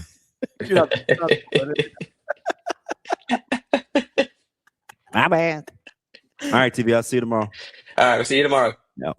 That is our guy, Tim VERGHESE from inside Nebraska. Great stuff there from Tim, as always. He kind of changed his gear. He went from recruiting guru to like, man, damn, it's about time you asked me about some real ball. He's like, yeah, I want to see some ball. Let's go. Yeah, it's highly. I mean, you guys, right? Exactly.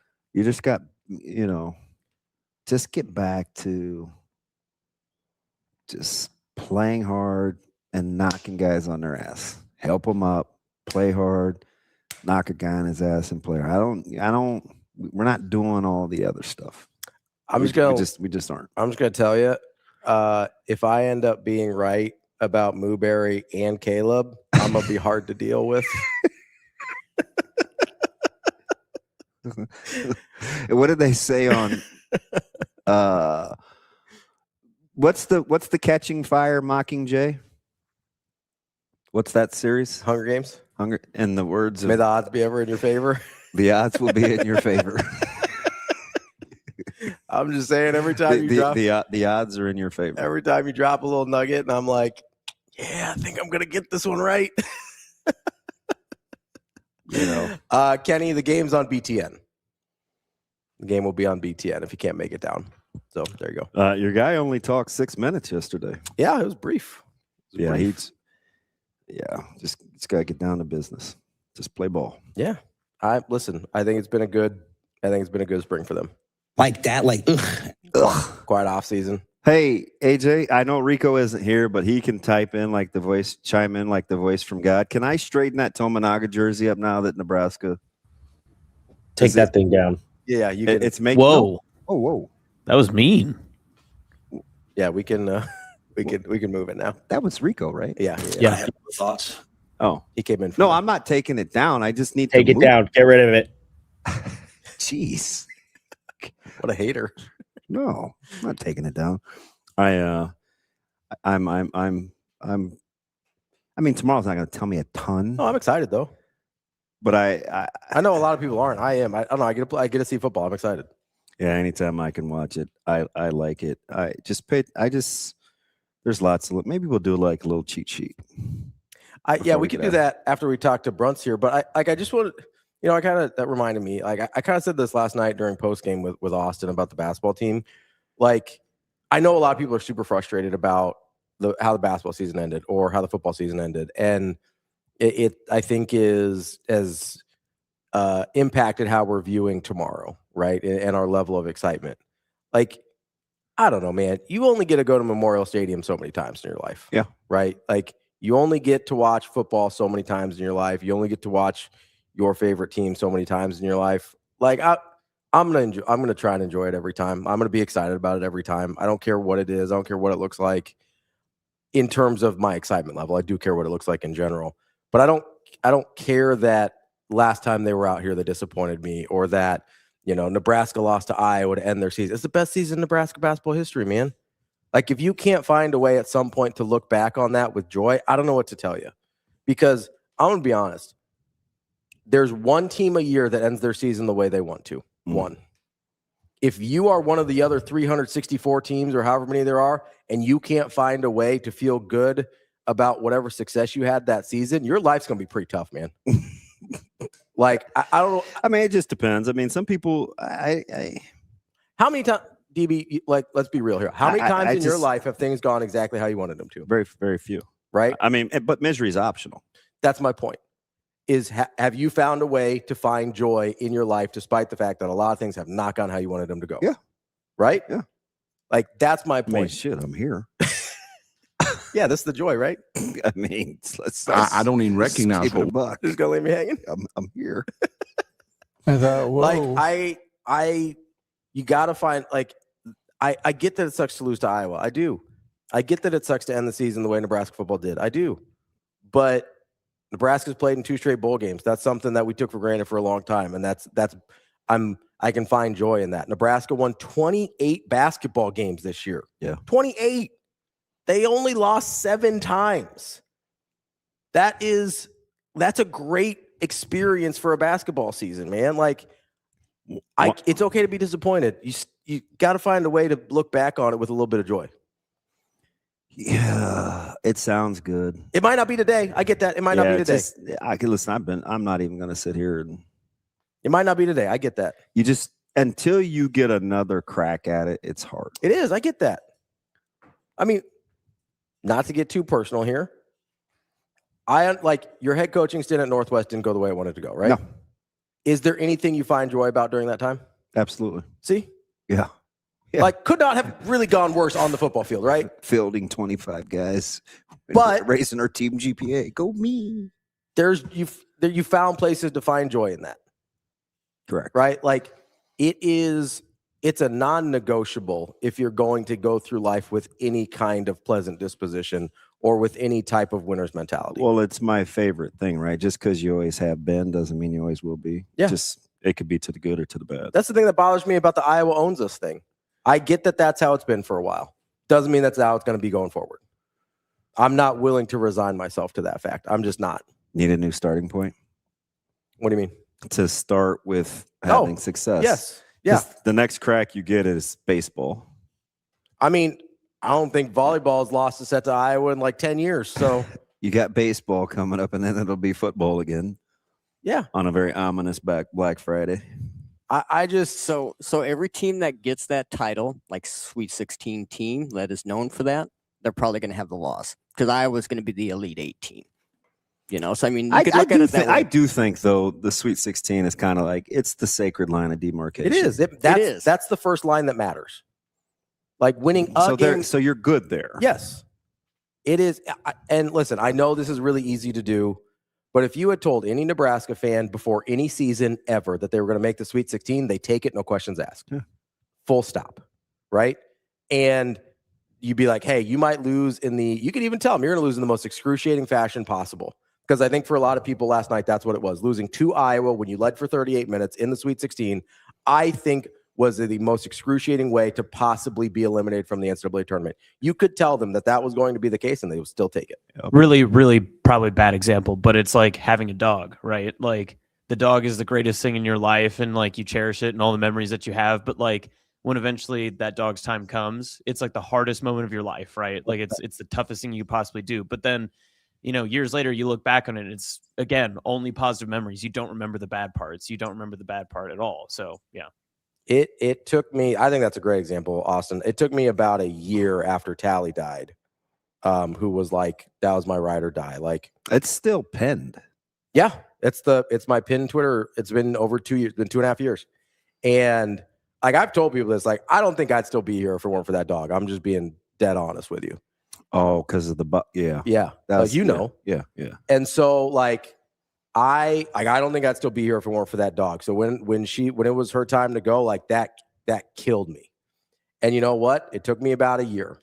But I do nothing but smile when I think of Tally now. That gave me an incredible decade, and I would take that trade every day of the week and twice on Sunday, and I'll do it again 100% of the time, right? So, and not to get too like sentimental here, but it's the same. Like I have to operate that way because every day I wake up, I'm a type 1 diabetic, and it sucks.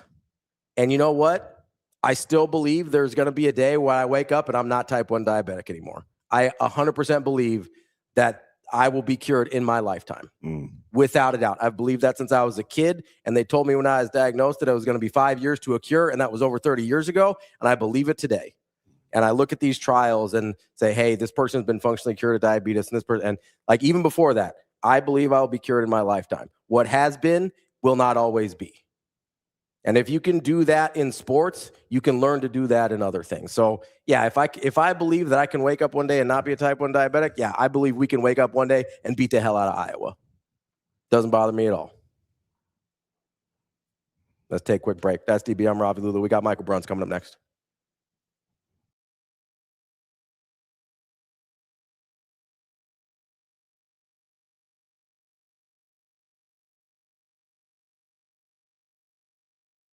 It's the Hyundai Getaway Sales Event at Edwards Hyundai.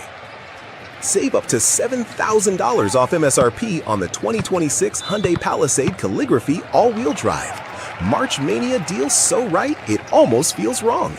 Score big with these savings. Or finance the 2026 Hyundai Tucson SE all-wheel drive at 0% for 72 months, starting at just $461 a month. Getaway deals this good won't last. Head to Edwards Hyundai today.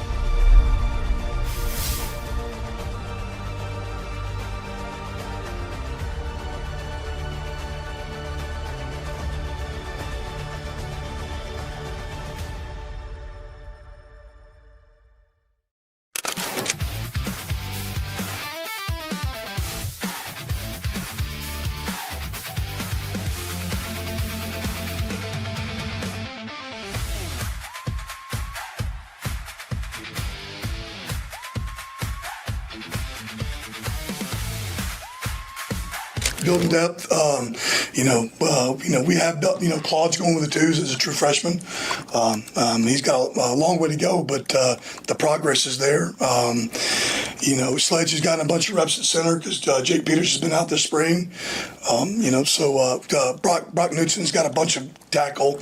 He's actually gone He goes back to back. He gets a lot of extra reps. He's gone guard with group and then tackle with a group. So a lot of guys get a lot of reps, but still got some guys out. Be glad to get Gunner back here this summer, and it's something that with spring being early, it's great because football won't stop. It won't stop now. I mean, we can still do stuff with them in April and May. Under the rules of a couple hours a week, and so that's what I'm excited about. Hey, it's not done Saturday, so football's not going to stop for us up front here.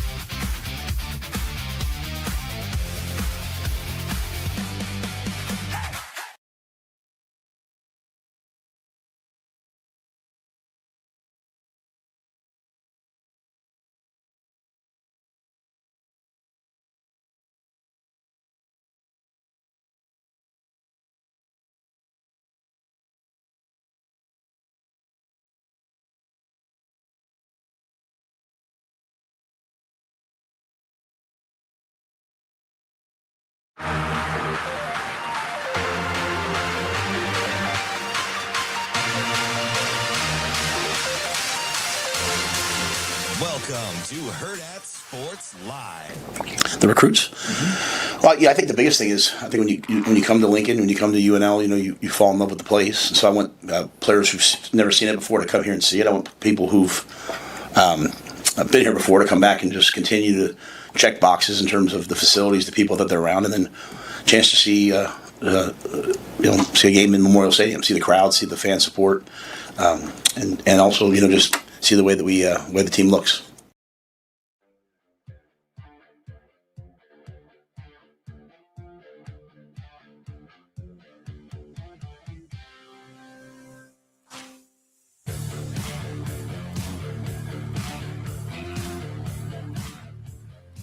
Welcome back, Hurrdat Sports Live, presented by Next Gen Male Medical. That's DB. I'm Ravi Lulla here at Hurrdat Sports HQ, reminding you, give our friends over at Next Gen Male Medical a call, 402-614-9700. I know a lot of you are maybe a little down in the dumps today, feeling a little low energy. Maybe it's Nebraska basketball, but maybe it's something else going on. You might have some hormonal issues. You might be low on some vitamins. Go check it out. They'll do a full blood panel. Make sure you're where you need to be, not just with your testosterone and things like that, but they want to get a good picture of your overall health. Maybe part of the reason you're so down in the dumps isn't just because of basketball. Maybe something's going on with your body and you need to get it right. Next Gen Male Medical can help you out the way they've helped me and DB out as well. Get a little, a little pep in our step, little vitamins, little peptides. Feels good. I just was there yesterday. Yeah? Yeah, I'm out of, I got the Zeus. You out of your Sarah Moylan? Nope, good there. I need some 500 and you're 157? Nope, I'm good on the Penta. What's the one that I've got to go slow? Oh, she wrote on there. Was that the NAD? Yeah. Yeah, the NAD. So, but yeah, and I must have flinched yesterday for the. No, I think I did. Yeah, I'm just gonna tell the story. Yeah, but I must have flinched. Like I don't really know, but apparently I did because it was more towards my back. It was a little high. I felt like it, and she was like, "Oh, did I get you?" Did I? And I was like, I'm gonna be honest, you don't want to ever get that from a medical professional. Oh, did I get you? I was like, Is it because I asked you for Band-Aids, but I said they were cheap? Yeah, she's like, oh. Well, they didn't stick. You want some cheap Band-Aids? But I did like the fact that they tear half already. So they're already open. Oh, nice. Yeah, that helps. Yeah. Cuts. But who cuts those? Like the person that has to do that? Yeah. That would be tedious. Yeah, it's got to be a little but rough. it didn't stick. I mean, worst place for two cuts? That's tough, man. That's right on the fingertips is tough. Yeah, it's digging for my freshly. Yeah, Sarah. Exactly. Sarah Moylan. Apparently, I said penned and not pinned. That's all right. I knew what you meant. You didn't catch it. No, I didn't on that one. So I must not have said it. I thought that one sounded okay. I thought you were all right on that one. Thanks. You know, so you want to, we didn't get to this because we got right into basketball right away, but we got a minute here before Brunch joins us. So you know how our guy's always on delay? Oh yeah. I will give you, so we're at $60, right? Yeah. I'll round you up to 100. Oh. And I'll only lose 20. Are you talking about me? Yes. You're talking about the story I told you? Yes. Oh, geez. So I'll only take 20 back and I'll round you up to 100. So you get 2-1 there. Okay. If you can guess the story he told me, what it was about, doesn't have to be the story itself, but what subject my guy was on delay on from yesterday that he told me as soon as I walked in this morning, as we were walking in this morning. Yeah, but it was an off air, so I didn't want to tell it on air. God, 2-1, I would take every day that ends in Y, but the range is so huge. I will tell you, it is a thing he said on air yesterday that he then told me the story off air this morning. But I think I've told Damon this before. Shane, don't spoil it here. Damon, as your financial advisor, I would say that this is not a deal you want to take. I'm not going to take it. Way too broad of a conversation that they're trying to loop you into. What was it? Wooden shoes. Oh, Lord. I would have. See. He hits me just out of nowhere. Right now, we ask. We're walking in and he goes, so the reason I was thinking about the wooden shoes, and I was like, oh, what are we doing, man? The first thing this morning, Shane, when I was dropping the whole Holland and as I'm walking through his hula berry Geppetto? cloud, like so the reason I was talking about the wooden shoes, I was like, what? Says the guy wearing the backwards hat. And I'll be honest, I still don't know why he was thinking about wooden shoes compared to what we were talking about yesterday. Who got on you for wearing the backwards hat? Mitch? Mitch did, yeah. Mitch. Okay, can we go back to the hula cloud again? We need to bring that up because I don't know if Shane realizes this, but I know there's like a path of Shane that you can follow by scent. Yep. If you go, I can follow it to the back of the lot now here at HQ where I can tell where Shane has been because it's like it's the like cloud scent cologne or perfume. Yes. It's all I'm right. more of a Shane. sausage guy though. It's totally fine. Don't even be mad, buddy. The booby part sounds way better though. I don't remember what that was from. There you That's go. from Friday Night Lights. Friday Night Lights. Yeah. Oh, yeah. Did he say B or P? Booby. I said booby. Like Miles. Oh, I was thinking boopy like Miller. Oh. The booby part sounds way better though. No, booby like Miles. And believe me, a guy that says PP should not be talking, but booby is equally as childish. And I get it. I said PP and tinkle. I have the full clip here. There you go. No, the booby part sounds way better though. I don't know why Friday Night Lights doesn't get its respect as a football movie. Can you cut that out, Shane? I do. Can we put a poll up, Austin? Which is more childish, booby or PP? No. Yeah, I can put that up. No. My Twitter's locked though. It got hacked. So I don't. No, it didn't. He's lying because he put some nonsense out about what he would do if Iowa won, and now he's trying. Yeah, to you're supposed to be running naked from Sydney. I didn't say naked. I did not say naked. Do not change this. It's already bad enough. Where'd I get naked? I don't know. In an Iowa singlet. Well, we're talking boobies, so I mean, and peepees. So what was the question? What's more childish? Yeah, what's more childish? Booby saying booby or peepee? I just don't put saying. Just say what's more childish, booby or peepee. Oh, here comes God. Like, what?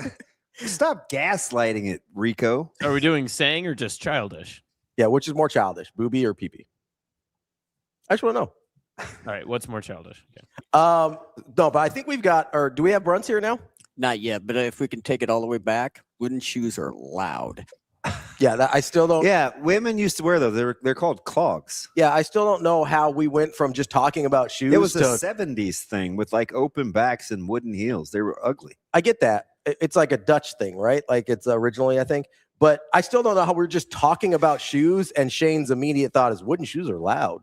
Because they have like 3-inch heels on them. Why did you come back to it though?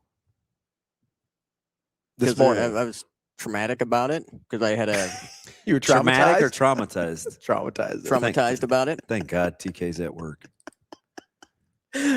Corey said pee-pee in a landslide.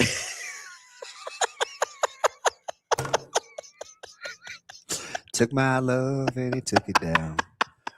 Climb the mountain and you turn around. Do you think BRUNTZ still wants to join the show? He's here. BRUNTZ is. I asked if he was here. And He just got here. He just got here. He crazy. He knows it's a lot of foolishness. I'm glad he's up and at him. Let's talk to Michael BRUNTZ. Let's get to our guy, Michael BRUNTZ, Husker 24/7. What's up, BRUNTZ? How we doing? Not much of the why is PP on your thing there? I missed all of that. Because BRUNTZ, you have kids. No Yes. context is that. We're just gonna ask him a question. Okay. Which one is more childish as a term? Booby or pee-pee? Probably PP. I think I'll go PP. That's tough. Don't cut that. I think I'll go pee-pee. Yeah, that's definitely getting cut. Yeah. Anytime you say don't cut that, I know. there's a 100% chance Shane's cutting it. That's fine. So the context here is DB likes to tell people not to be pee-pee tuckers, when we're talking about games and stuff. He doesn't want them to like you don't have to turtle up, just embrace it. Yeah. But DB has very unique filter on what words he likes to say and doesn't like to say. And so he uses pee-pee in that context. Like bad for me will be SHITTY. I don't just say the one syllable word. Unless you're really mad at me about talking about schedules. Yeah. And I'll say ass. Like that's about the extent of it. Which, not describing Paul Skeens taking the bump. Did you have that on your bingo card yesterday while you were waiting Just for the getting Huskers? shelled? Was like Paul Skeens pitching BP. WBC to like give a 5 2/3. Did you guys see how it happened though? Like he wasn't getting much help. Like no. They were playing soccer. Yeah, that was Pirates defense, but no, I didn't. I expected him to be around, and for an hour or so at least, and that didn't happen. It's too bad, dude. Like I had to at least he's human though. Yes, right, because you're watching him like the WBC, and since he's been in the majors, and it's like he's borderline untouchable. Yeah, zero learning curve going from college to the major leagues in less than a year. And BRUNTZ, those were all earned. Yeah, now he's got work to do. Didn't somebody misplayed a ball in center, right? It got by him. Yeah, they only had one true error in the inning, but the misplayed ball didn't help. Okay. Yeah, I don't know. I mean, I don't know. I'll be curious to see like the WBC stuff, like if that throws guys off at all for the start of the year. Scooble. It did not. No, he only pitched the one game though, right? Yeah. But I've wondered that, like during that whole thing, like how does that affect guys to start the year? I don't know. Lineup. Are you excited? Are you excited for today, BRUNTZ? For the start of the season? Yeah, for your A's in particular. Yeah, a little bit. They're playing in Toronto.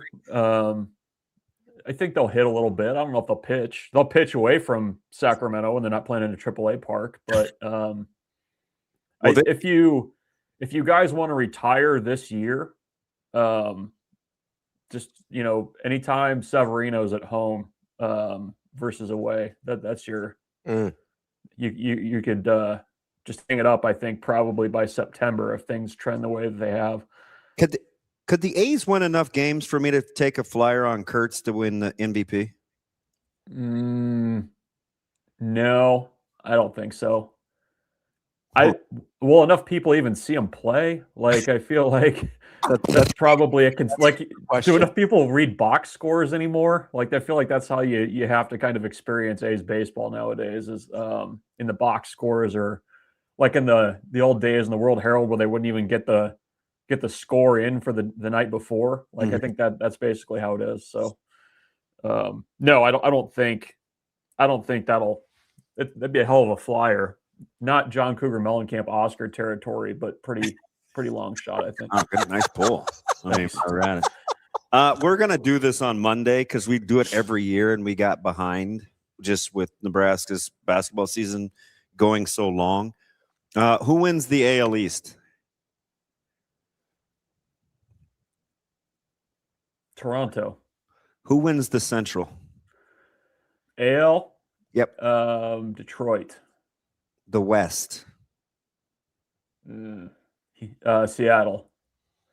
NL East?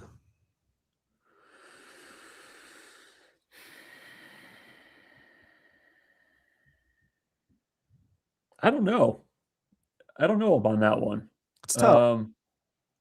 I mean, Schwarber apparently still is hitting home runs like it's softball. So yeah, I guess Philadelphia. You have to say Philadelphia, right? Yeah, I mean, you're not crazy, obviously. And no Weatherholt's not going to do what he did yesterday all season, although he is their best prospect. Who wins the NL Central? Did you see that game? 2 teams scored 6 innings in a run, and 6 runs in an inning. Both teams. I did not see that. It was a 12-run inning. That's something. I'll go Brewers in the Central. Oh, so the Brewers just aren't going to ever be bad when they're supposed to be, right? Because apparently not in the cards, no pun intended. Yeah, no, I'll go Brewers, and then the Dodgers in the West. Yeah, Dodgers in the West. Unfortunately, wow, just making assumptions here, huh? Safe bet or not that the Dodgers win 103 in the regular season. They always have a high win total, and they always rest guys. Yeah, I'd say fairly safe, safer than Kurt's MVP. Well, yeah, but he's only plus 1,500. It's not crazy. They keep putting the Dodgers win totals at over 100. Yeah. They don't get there in the regular season. That's tough. That's at some point, Vegas is going to be like, this is too high. Won't they? Not if people keep betting on it. And I don't expect you to guys be Dodgers experts, but I mean, they have kind of piecemealed their way. This is their best team on paper of the teams. Look at the face Brunch just made. I know he's looking at me like piecemealed. Yeah, Damon. First name. Oh shoot, Damon. You're not gonna sell me on the plucky little Dodgers just playing good baseball and no, you're not. You can't do it. This isn't the segment to make the case, but BRUNTZ, I get the low hanging fruit, but there's nothing plucky about their intentions. But who was actually playing when they were winning is worth talking about. I know it's not. It's not a conversation. This is not. I'm not the guest to have this conversation with. One, 2 games in the World Series bullpenning. No. And he drinks his poppy. I'm so jealous you have a poppy. They have great flavors. I'm afraid to try them. Their strawberry lemon. Their flavor combinations they look sensational. Yeah. Is that one of those like fiber prebiotic ones or whatever? Yeah. Yeah. I'm not gonna give them free advertising, but that's what it is. Yeah. Is there kombucha in there? No. I don't think so. It better not be. Well, you'd know. It's you change the conversation pretty quickly there, Damon. Well, I knew you were fighting uphill. You wouldn't entertain me. And once I know. Plucky, I knew you'd been I'll entertain a lot, but not that silliness. All right. Well, I'm just hoping that the Dodgers stay healthy. Yeah. It'll be a long season. I hope one of their 10 starting pitchers is able to go. Are you not entertained? You guys act like Emmett Sheehan and Tyler Glasnow can't be 4s. I mean, in whose lineup, in whose rotation isn't Glasnow the 4? Literally everybody else's. The entire league. He only pitches 12 games a year. It doesn't matter. BRUNTZ. Sorry, I was just looking at the Dodgers payroll here on Hey, you guys will be glad to know that Tommy Edman, plucky little Tommy Edman, is starting on the old 10-dayer, and so is Blake Snell. Yeah. What about Blake may be on the 15. Yeah. Yeah, so that's 2 starts. Couple extra days. 1.5. They're in a 6-man rotation. Bruntz, will you entertain the conversation that we could possibly learn something tomorrow during the spring game? Is that a conversation you'll entertain? Yes, I will entertain many conversations. Many conversations. I think there's things to be learned tomorrow. I know that the sentiment seems to be that there won't be, but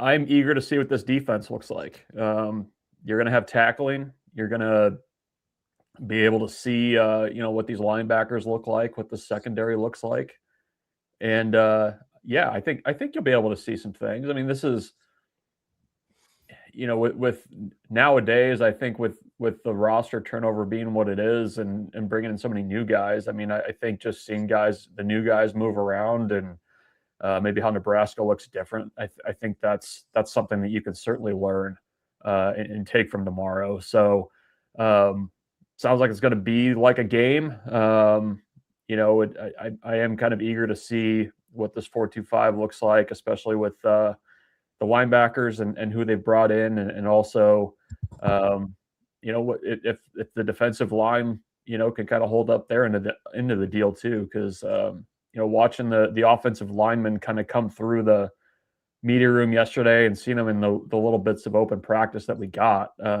it's not a small group. So I'll be very curious to see how that front seven kind of operates for Nebraska.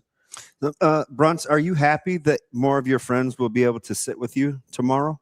Like I was really hoping to spread out, like get my whole row. I said on Monday, I said the beautiful thing about Husker hoops playing the way they were is, and when she said you were staying, is that I knew Nebraska would win on Saturday because I was going to come see you. Like it would have just been us and a couple of our close associates.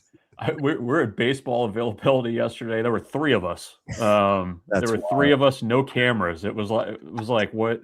Where is everybody? And they're good. Yeah.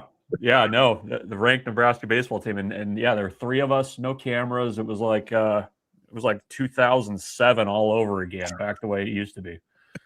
So, gosh, I want to ask a bit. Yeah, go for it. Hey, real quick though, because I want to get right back to football.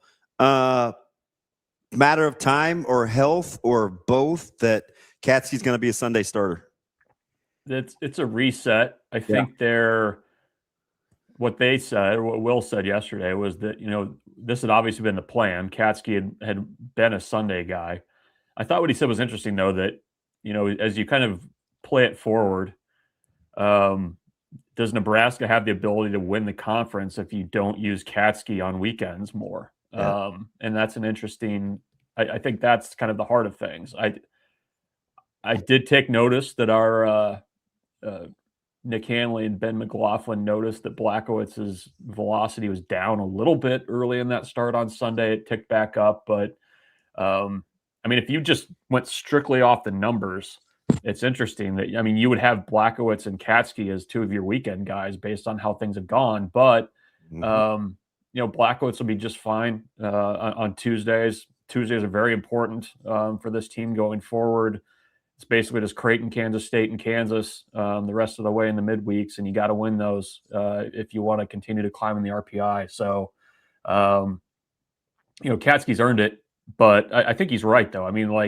It's kind of crazy to think that you would have a guy with his numbers and you're using them for like 1 inning on the weekends. Like you just need more of that if you're going to chase UCLA and USC and Oregon, who basically just look like they're rolling through everybody right now. And it's interesting too, because I'd seen him before, obviously, but after what I think it was understated how he shut Wichita State down the way he did, the way that Wichita State had come into that thing playing, right? Yeah. Like it wasn't like, ooh, that's when the light went on, but it was like, that was it's just impressive, right? They were swinging it well, and he was having none of it. Yeah, well, he's walked 4 guys, I think, in over 25 innings this year. Most innings with the fewest walks. And he doesn't get hit around.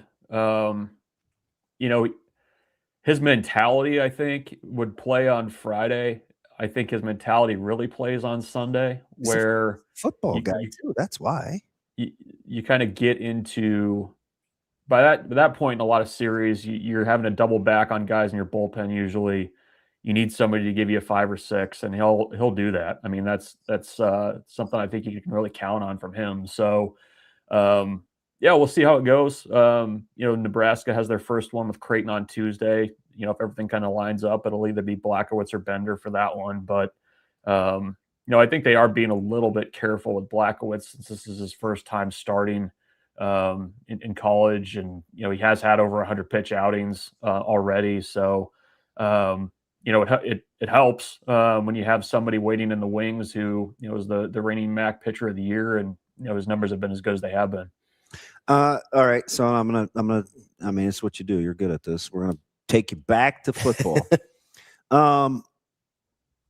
So blank slate. You've got to. You went back. You listened to all the press clippings because I know you did. You wanted to pick up on what all the coaches said. In my famous Kyle Crooks. Kyle said the other day that for his scouting reports and his charts for the spring game, he went back and listened to all the coaches' interviews to make sure that he didn't miss anybody and his tab preparation for the depth chart. Just win, baby. That's my professional buddy, BRUNTZ. Wow. Yeah, exactly. And before he knew the teams, he tabbed every guy just so he could go back and fill it in himself just in case. He's a pro. Oh, yeah, you're more than a pro. I don't. What's better than a pro? OCD. Oh, that's he's a stud. It's like I'm tickled. We're such a good. It's a very good balance. Okay, so you're going into tomorrow. You've re-listened to everybody. Who do you have the most confidence in without seeing a thing? What position group? Wide receiver. Okay. So you're going on kind of what you've seen, just not recently. Yeah, a little bit of reputation. Yeah. Feel good about offensive line. I feel good there. Okay. So your first two groups you mentioned are on offense. Are you expecting the offense to shine tomorrow? I think it'll be fairly even. It's tough though too. Here's what I'm eager to see. You have a quarterback that on his own can extend plays a lot, and you're going to put him in a green jersey. Like how long are these plays going to run? Like, you know what I mean? Like, are we talking like 11, 15 seconds? Like, is he, like I was thinking about that. I was like, that seems kind of unfair for the defense, but I don't know. I'm expecting and hoping for a balanced game. I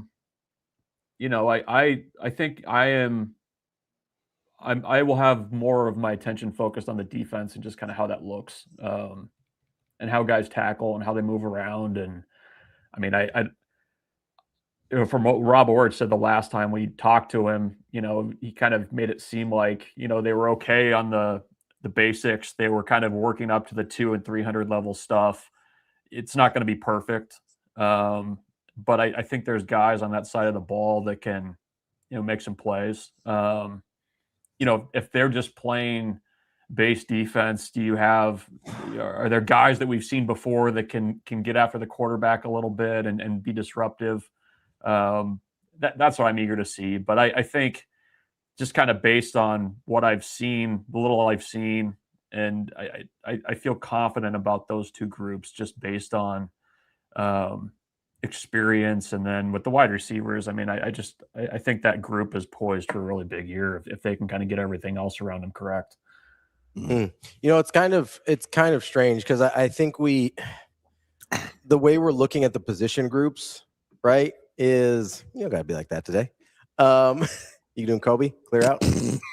I think the way we look at the position groups is interesting because, I think we've got more returners on defense but it seems like we're more sure about offense. You know, you're replacing 3 starters on the offensive line, quarterback, 1,500-yard running back. The only positions we really have experience and know about are tight end and wide receiver, whereas most of the guys are back on the defensive line. You got guys back in the second level, plus some new guys that we have some direct comparison with this coach. And you've got a ton of guys in the secondary we've seen already. You really like Sear Wright, and obviously Singleton's important too. You've got a ton of guys we've seen play in the secondary already, but it seems like we are more unsure about the defense. I get it's the change in coordinator thing, but personnel-wise, it almost seems like it should be flipped. Maybe. I mean, you've got experience back at some of those spots. I mean, the front, I mean, I'm thinking, you've got experience back there, but if going back to Damon's question, if you go off of what the coaches said, and it was early in spring, but I mean, I didn't get a ton of confidence that the defensive line was just going to hit the ground running based on the fact that they had a lot of guys coming back. And I think that's why I was a little bit hesitant to lean on the experience there. I mean, I agree. I mean, they've got a lot of guys there and guys that have played a lot of snaps, but I don't know if it's the way that, just personality wise of the new line coach, or, it felt like it was like, okay, we got some work to do, and an acknowledgement of the fact that there was some technique things and there were some basics that they were really working hard on early in spring to maybe coach a little bit differently. So I think that's maybe why I don't immediately jump to that spot and feeling good about it just because there's guys back. Yeah, I guess the crux of the question isn't so much why we don't feel better about the defensive line. It's should we feel better about an offensive line with 3 new starters and a new position coach than we do about a line. Like, I could see being equally unsure about both, but it seems like for some reason we have a lot of confidence in guys that haven't really played together before, and a offensive line coach that we haven't really seen, certainly not with these guys before either. I guess that's sort of not why don't you feel better about the defensive line, but why do we feel so confident in the offensive line? Yeah, I don't know. I mean, I think it just looks like a different line, like the size-wise. It's different. And it was going back to what Dana Holgorsen said too. I think it's interesting when you kind of look at the body types that you have and you've brought in, and when he says that, they're more mobile, that's kind of sticks in my head a little bit too.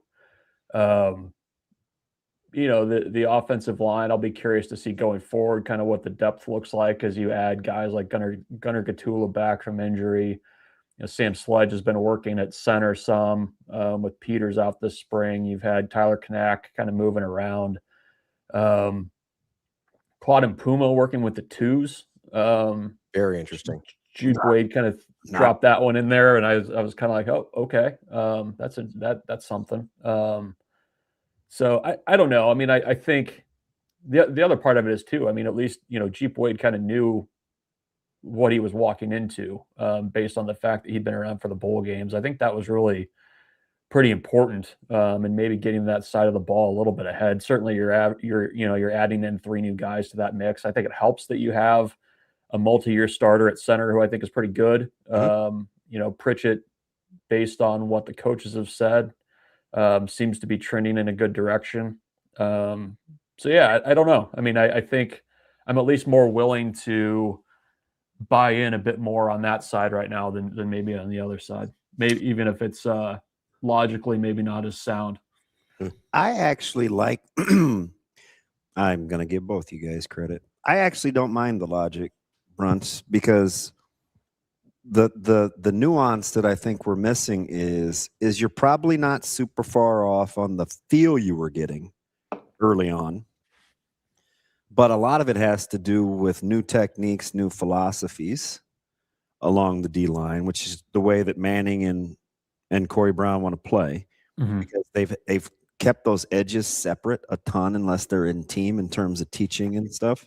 So that takes time from a a camaraderie standpoint, but it also, Bruntz, and you wouldn't know this, but I'm affirming you, is I think while the D line has progressively caught up, or at least gotten better as the spring has gone on with the offensive line. So your philosophy, I get it, how it sounds disjointed, but I think it actually makes more sense based on what my eyes see. I think you process through that about right. Is it also with the defensive line, you're assigning guys to the edge group, you're assigning them to the tackle group or the interior group.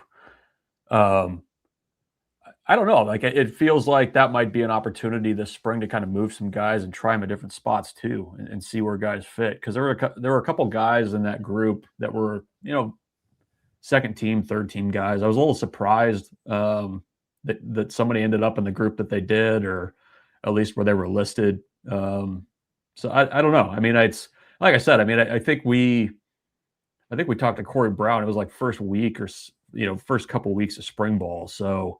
I can understand where he's, saying, yeah, we is not willing to talk too much about how that group is improving and that kind of stuff, because they just may not have even been to that point yet. All right. So, I was telling, was this on air or off air? I talked about Riley Van Poppel. On, I think. Okay. So, Bruntz, I was just talking to RVP during practice or something, and I was just joking with him about, I'm like, oh my God, you got your shoulders rolled back, your chin's untucked, like you look like you're about 2 inches taller. Just because how he was carrying himself. And he was like, man, I'm just so much more confident. I'm playing freer. Like, my coach is pumping confidence in me. I like what we're doing. And I just felt like it was interesting because I always like talking to him because he's super introspective about like the big picture. Mm-hmm. But he's not he was very clear in talking about how the teaching and the fundamentals has given him confidence in what he's doing. Sometimes I just think those are things we take for granted with guys at this stage. Like, we assume a lot's going on, and maybe we don't because we didn't like the product that we saw last year. So maybe we don't assume that, but I felt like it was interesting that that's the first thing that he talked about. Now, you'll notice his frame is vastly different. You will be able to see that. But it's his confidence. It was the first thing that he talked about, not his fitness. I'm trying to remember when he talked about it, like last spring, maybe. He was talking a lot about the confidence piece of it. And I think he's a player that I think has even his time back to a recruit was pretty dialed in on things like that, like on the non-football things, the mental side of things. And I think his freshman year, he had some early success. He was in on some good defensive stands. And I think he, was playing like a confident player. When he was having to be more of the guy, I think there was probably an adjustment there for him. And, I think he would say that he probably didn't have the year last year that he would have liked for a number of reasons. And, I think the thing to remember is that sometimes when there's a change in assistant coaches, sometimes guys' coaching styles just connect better. The secondary will support you too, Bruntz. Not support. That's cool. Because they'll tell you they're more confident too.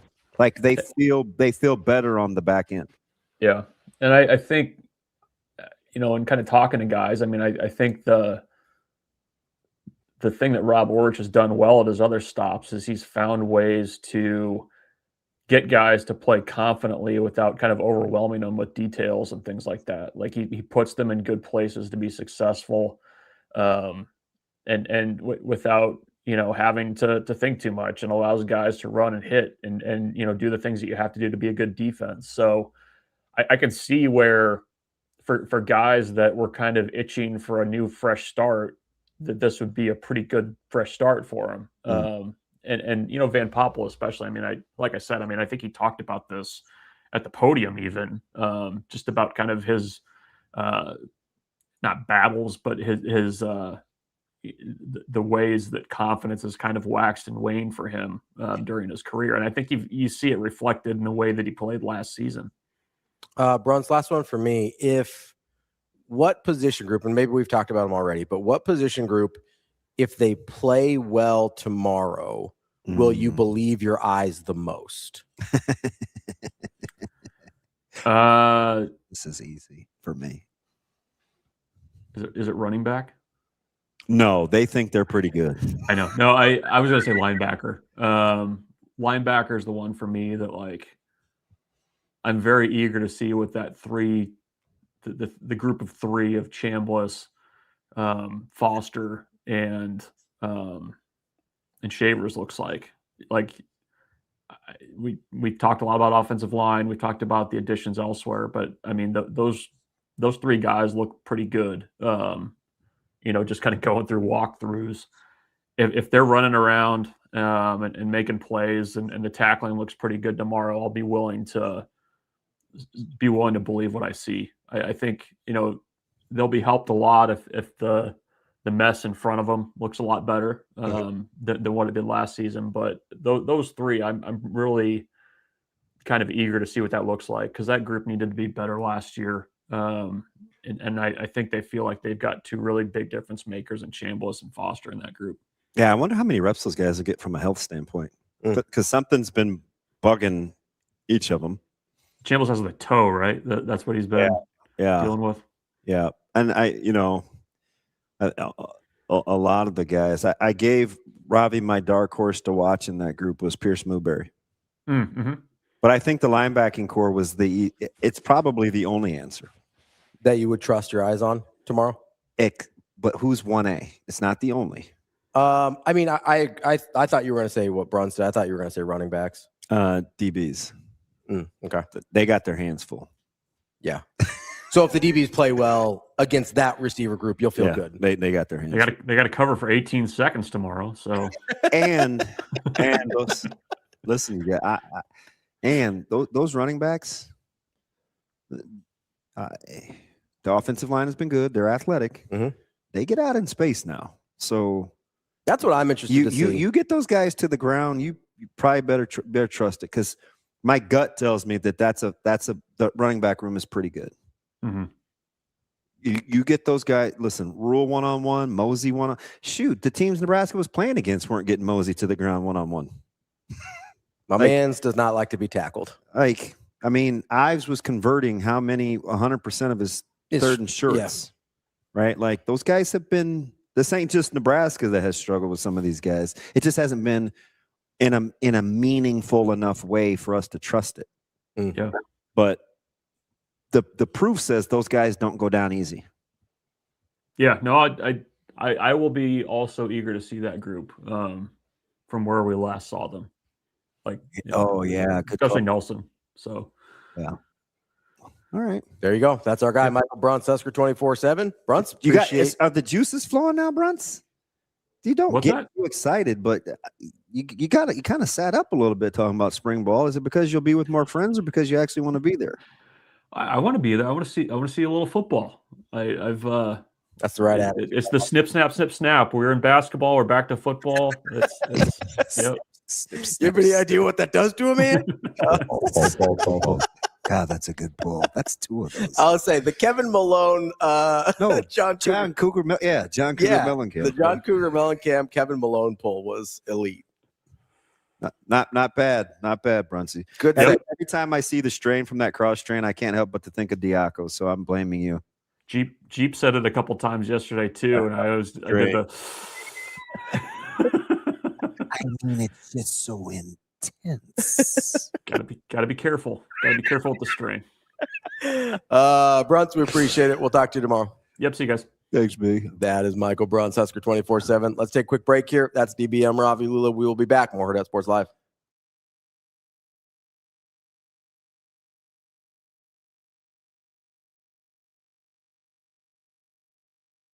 March into savings at Edwards Nissan. Lease the 2026 Nissan Rogue Platinum starting at just $339 a month. A premium ride at an unbeatable price. Drive away with more this spring. Or save $2,650 on the 2026 Nissan Pathfinder. Plus, finance at just 2.9% for 72 months. Don't wait. March into savings right now at Edwards Nissan. It pays to make the drive to Edwards Nissan.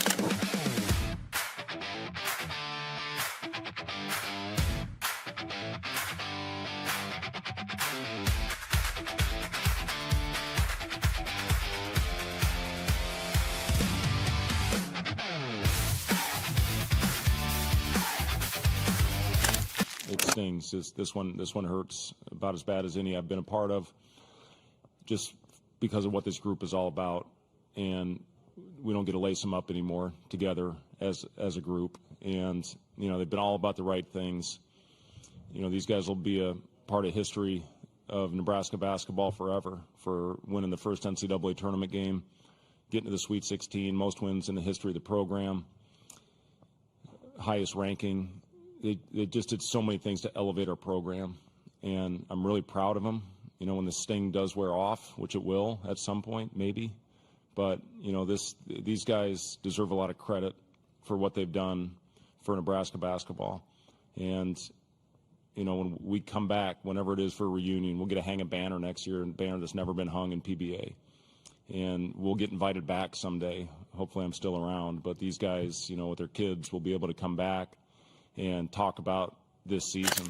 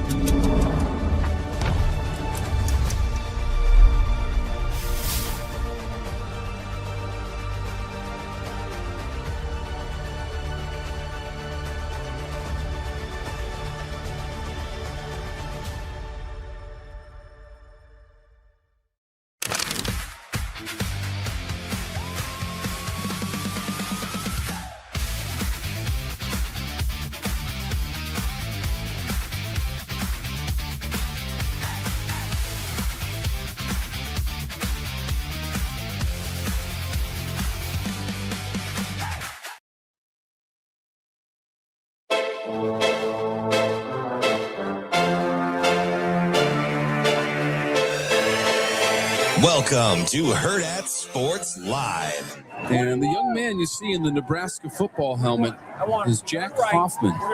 And you may have seen the journey with Rex Burkhead and young Mr. Jack Hoffman, who is a 7-year-old pediatric cancer patient. He led the team out of the tunnel for the Wisconsin game. And that right there, number 22, one of the biggest Nebraska football fans. And how about this? He gets to walk out with the team and take a snap. This is really quite a moment for this young man. Oh, I tell you what, this is what it's all about. It's outstanding. 7-year-old Jack Hoffman, again, a pediatric cancer patient. Oh, I like that stance. You see that? Look at him. Looks like Damon Bennett. Yeah, ready to go. So he'll get the handoff. It is Hoffman running laterally. He's got a puller. To the 35. Hoffman to midfield. Hoffman, second level. He's got another gear. They are not going to catch him. Jack Hoffman to the end zone. Husker touchdown. Oh, there truly is no place like Nebraska. That is outstanding. Welcome back, Hurrdat Sports Live. That's DBM Ravi Lulla here at Hurrdat Sports HQ. Who was that guy on the commentary there? I don't know. Way back in the old BTN days. Back in the day? Back in the day. You know? I'm old, man. Nah. I'm old. Well, what year was that? 2013? 12 or 13? When was that, Shane? When was that, Shane? It's been a minute. Thank you for that. That's helpful. Damon. Yes. Did you know that it has been a conversation with some of the new people of Hurrdat Sports Office, your age? Really? They People are don't know how. They No, wouldn't they did guess not. I was that old? No, the original guess was, and you'll love this, 33. I Oh, said, God. well, that would have been great if he was 0 playing in, those days. 0. I'm a 0, all right. That's interesting. Yeah. I'll say if I had no context for how old you were, Yeah. I would guess in your 30s. Huh. I would guess we were about the same age. No, you're exactly right. If I had no if I didn't know the math of when you played and so you have to be a certain age in college. Like if I didn't know the math and I just saw you randomly, I'd be like, that guy's probably about my age. I think it's because they think I'm a child. I think it's all about my maturity You level. think it's because of the pee-pee? All right. That was an insane sentence. Hey, Do you think remember- it's because of the PP? Do you remember? And it was during the 9:40 hour. The first time Verzal heard me use that term. Yes. He lost his mind. Yes. It was like he talked to me like a stranger. I was like, sorry, man. I know I was going to be frowned upon. You see Rico in the chat. Black don't crack, baby. Yeah, Rico. And then his sister, in true fashion, drops a couple of P-bombs yesterday, which is a word you'll never have to worry about me using. Never. Yeah. And she just rolled out with it twice. Yeah. You want Chuck Bednarik hand, you're going to let that baby rip. Oh, God. But you know this, though. Yeah. Super excited for tomorrow just because it is football. Like you said it best. It's You only get so many of these, we'll man. downplay it, and it's national champion in the off season, and just win, and we have clearly started tucking because of the schedule. So we're just Emotionally hedging. Yep. Yeah. But Emotionally hedging. I'm rocking with tomorrow. I'm excited, man. Like it's football. You get to see, I don't know. This is what we do. Like, this is why we do this. You know what I mean?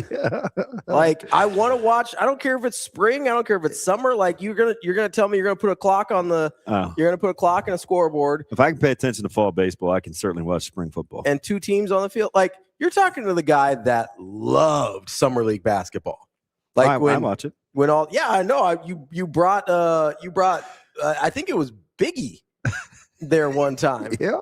We're rolling up to Iowa West Fieldhouse with a 3-pound Frenchie in your arms. And, that's when I think John Niata was like, dude, I'm trying to work. Can you just not talk to me? I mean, that's where when the D1 guys used to play in that summer league, that was my favorite. I loved that. Me, Padilla, and D. Marinas would just camp out, just post up. Those 2 are keeping stats, so that helps me out because I can't count. I just wanted to see who Crawford was going to give buckets to. Oh, dude, that was the best.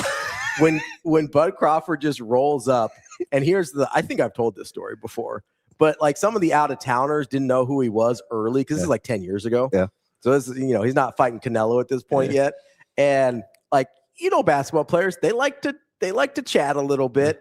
Every once in a while, one of the out-of-towners that was new to the scene would start talking a little crazy to Bud, and the guys from Omaha would have to come over and be like, "Whoa, ease, hey, come here." I know he's only 135 pounds. It's like that man will good night you or anybody else. You might want to chill with that. It was the funny, it would probably happen, and Bud would kind of just give him that look. It's like, you better talk to him. Mm-hmm. Because you know what his favorite is? What's that? Let him know. Yes, that's what it was. Yeah, let him know. Let him know. And there's it was the immediacy of the people that knew going over to the people that didn't and be like, that is not someone you get to talk crazy to. I mean, is there any poundage? Even a bantamweight, I probably would chill with. You mean professional boxer? Yeah, absolutely. Period. Yeah. If you are a professional combat fighter, little flyweight, I am not talking crazy to you. A little 115 pounder just running his mouth. Not gonna say a word. I'd be like, you probably right, man. We cool. Yeah, I'm good. We're good. I do that every day. I know, and I leave you alone, Shane, because I know you pack a punch. I mean, you don't walk around with a mouthful of protein like Austin, but I know you pack a punch. I don't know. It looks like it hurts when Shane walks. I'm not super scared. Dude, those cold days in the winter when he'd get up sitting over by the door and he would literally hobble. Like one leg was shorter than the other. Shane, you good? No, I'm not. Yeah. I'm watching. Shoot, I watch everybody else's spring ball. Why wouldn't I watch Nebraska? 100%. I like spring ball. I like summer basketball. I like any opportunity I have to watch the games that I like, the sports that I like, the teams that I like. And when I get a chance to, I feel like learn something. Like, will you watch groups or individuals? So because scrimmages can be interesting like that because they may hodgepodge it. I will probably take with a grain of salt what the groups are comprised of, right? So like if the D-line group is guys that I think will actually play together, I'll pay attention to that group. If the O-line group is guys I think will actually play together, I'll pay attention to that group. Although O-line, I'll be interested to see if they can mix and match a little anyway, because I do think they might do some of that this year. So I might pay a little more attention there. But I do think because of like Sledge and Gatula. Yeah, I think they got good players that are not going to be starters that they want to see on the field and keep everybody fresh. So I think I'll look at that and kind of take that with a grain of salt or put a little more stock in it based on what the groups are. I do think later in the game, as you get into probably some groups that are less likely to play together, I'll be looking more at individuals. But I mean, I've got kind of a list of guys in my head already that I'm like, okay, I want to see this guy and see what he looks like. I want to see. I mean, you've talked about Mbenga in the offseason. I want to see him. Obviously, I want to see what all the linebackers look like. You know, I've got an affinity for Muberry. I also have an affinity for Shavers. I think Shavers can be really, really good if he gets in the right system and is fully bought in and can get where he needs to be. He actually looks undersized next to some of those guys. Dude, Chambliss is big. He's smaller than Foster. Really? Yeah. Foster's the biggest. Like Chambliss was way thicker than I thought when we saw him on the podium. Yeah. He was pretty big. But you know, and then in the secondary, I'll be really interested because I don't know what groups I think are practical to play together yet. Yeah. Because there's too many variables there. So there it's probably going to be individuals for me. But I'm excited to see. I feel like there's always stuff to learn when you go out and play. Because if for no other reason, I want to see who is just kind of about that life. You can tell, like, there's certain guys, regardless of sport, that when you roll the ball out, that are, if they go hard all the time, regardless of circumstance, I'm about that guy. Yeah. Right. Like, I don't know. You've seen us. It happens in basketball a lot because a lot of guys are real casual. Even good players. Yeah. The ball gets rolled out there real casual. They're kind of just, dancing with the ball a little bit and like putting up really high jump shots, whatever. And it is what it is. But like when you check it up and then guys lock in, like I want that guy. Yeah. Right. So I feel like you can learn that in spring. I feel like you can learn that in summer ball. You can learn that in fall baseball. It's about, guys being competitors. And I hope I'm crossing my fingers. We're crossing our fingers in the camera here. It's like Grigo. Or a guy like that, right? Like you just see and you're like, oh, yeah, at some point you're gonna have to play him. Yeah. I'm hoping that we see a bunch of dudes tomorrow that are just competitors. And I think we will. I think that's the way they've sort of tried to put this team together. But that's the thing that I'm looking for as much as anything from a football-y standpoint. I mean, they're going offense versus defense. Yeah, like how many – he said they're going to go one-on-ones, like ones versus ones. Like I want to see how many guys out there look like they're playing against a real Big Ten opponent as opposed to a spring game, because that to me – I mean, we talked about this, I don't know, like a month ago maybe. Maybe it was 2 weeks. I have no concept of time anymore. But like how much just giving a shit matters. Like just guys that just play hard all the time. Yeah. Right? Like we saw it yesterday with Iowa. Iowa's guys just play hard all the time and they never let you breathe. Right? That's a thing that is I would argue that's one of the secret sauces with Indiana. Those guys play hard all the time. They're hyper competitive and they never let you breathe. That is a skill in and of itself that I think equalizes a lot of other things that we pay way more attention to.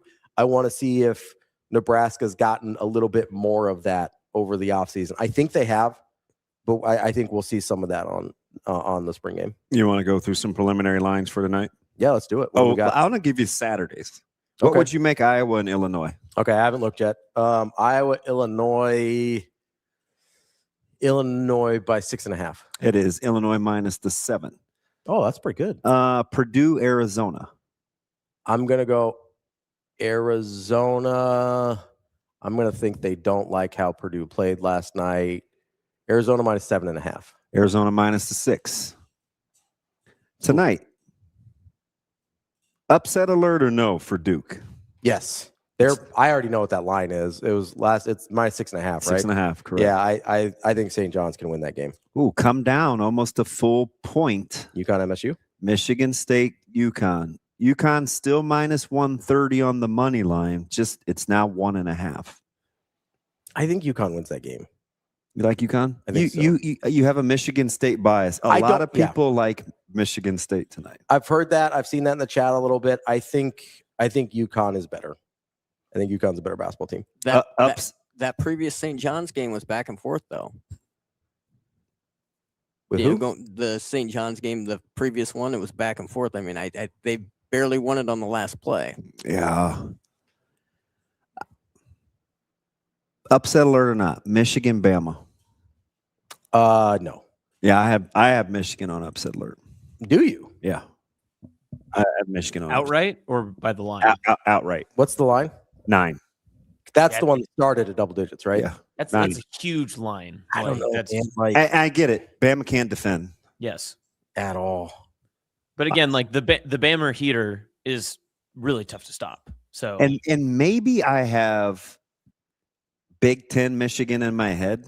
They look like they've played better in the tournament. I mean, I'm just factoring in competition. I put Michigan. I got Michigan on upset alert. So you know what is swaying me away from that right now is the fact that I went 2-0 yesterday. No, the fact that a team that I think we think is similar to Alabama in Arkansas, really good offensively, really good lead guard, but doesn't defend much, got absolutely boat raced by Arizona. And listen, I think Arizona is the best team in the country. I think they're better than Michigan. Bama can stress Mara, though. He will have to really move. Fair. He's going to have to really move. I just do not know how they will. It's the main reason why Texas couldn't go big last night. I know Charles was mad that Bogdanovich wasn't on the floor for an offensive rebound, but you have to be able to stop pick and roll. I have a really hard time thinking Alabama's I wonder how Texas fans feel about that. Going to get enough stops. Do you think Bogdanovich should have been on the floor? No, I'm fine with that. He's their biggest player. I get that. But, I mean, like, if you can't defend the way you want to with your biggest player, then he can't be on the floor. How about him making 2 free throws, though? That was crunch time. Stunning. He acted like he was supposed to, too. I mean, I appreciate the confidence, but, like, there's no way Sean Miller felt good about that. I've been in that position where you're out there and the last guy in the world you want at the free throw line is at the free throw line, and you're just like, dear God, please make one. Please make one. He knocked down both of them. You're like, miss the second one bad enough we can get an offensive rebound, please. This line scares me. I think it's too tight, man. Mm-hmm. I think they're begging you to take Iowa State. I need Iowa State. They're in my Final Four. Mm-hmm. Versus Tennessee. Yeah, but it's just 4. You know I don't like Tennessee. Yeah, I know, but I think you should, man. Gillespie's good. Amen's good. I don't love Amen. I really don't. Because I get it. He's too sometimey for you. Yeah, he's a little floaty for me.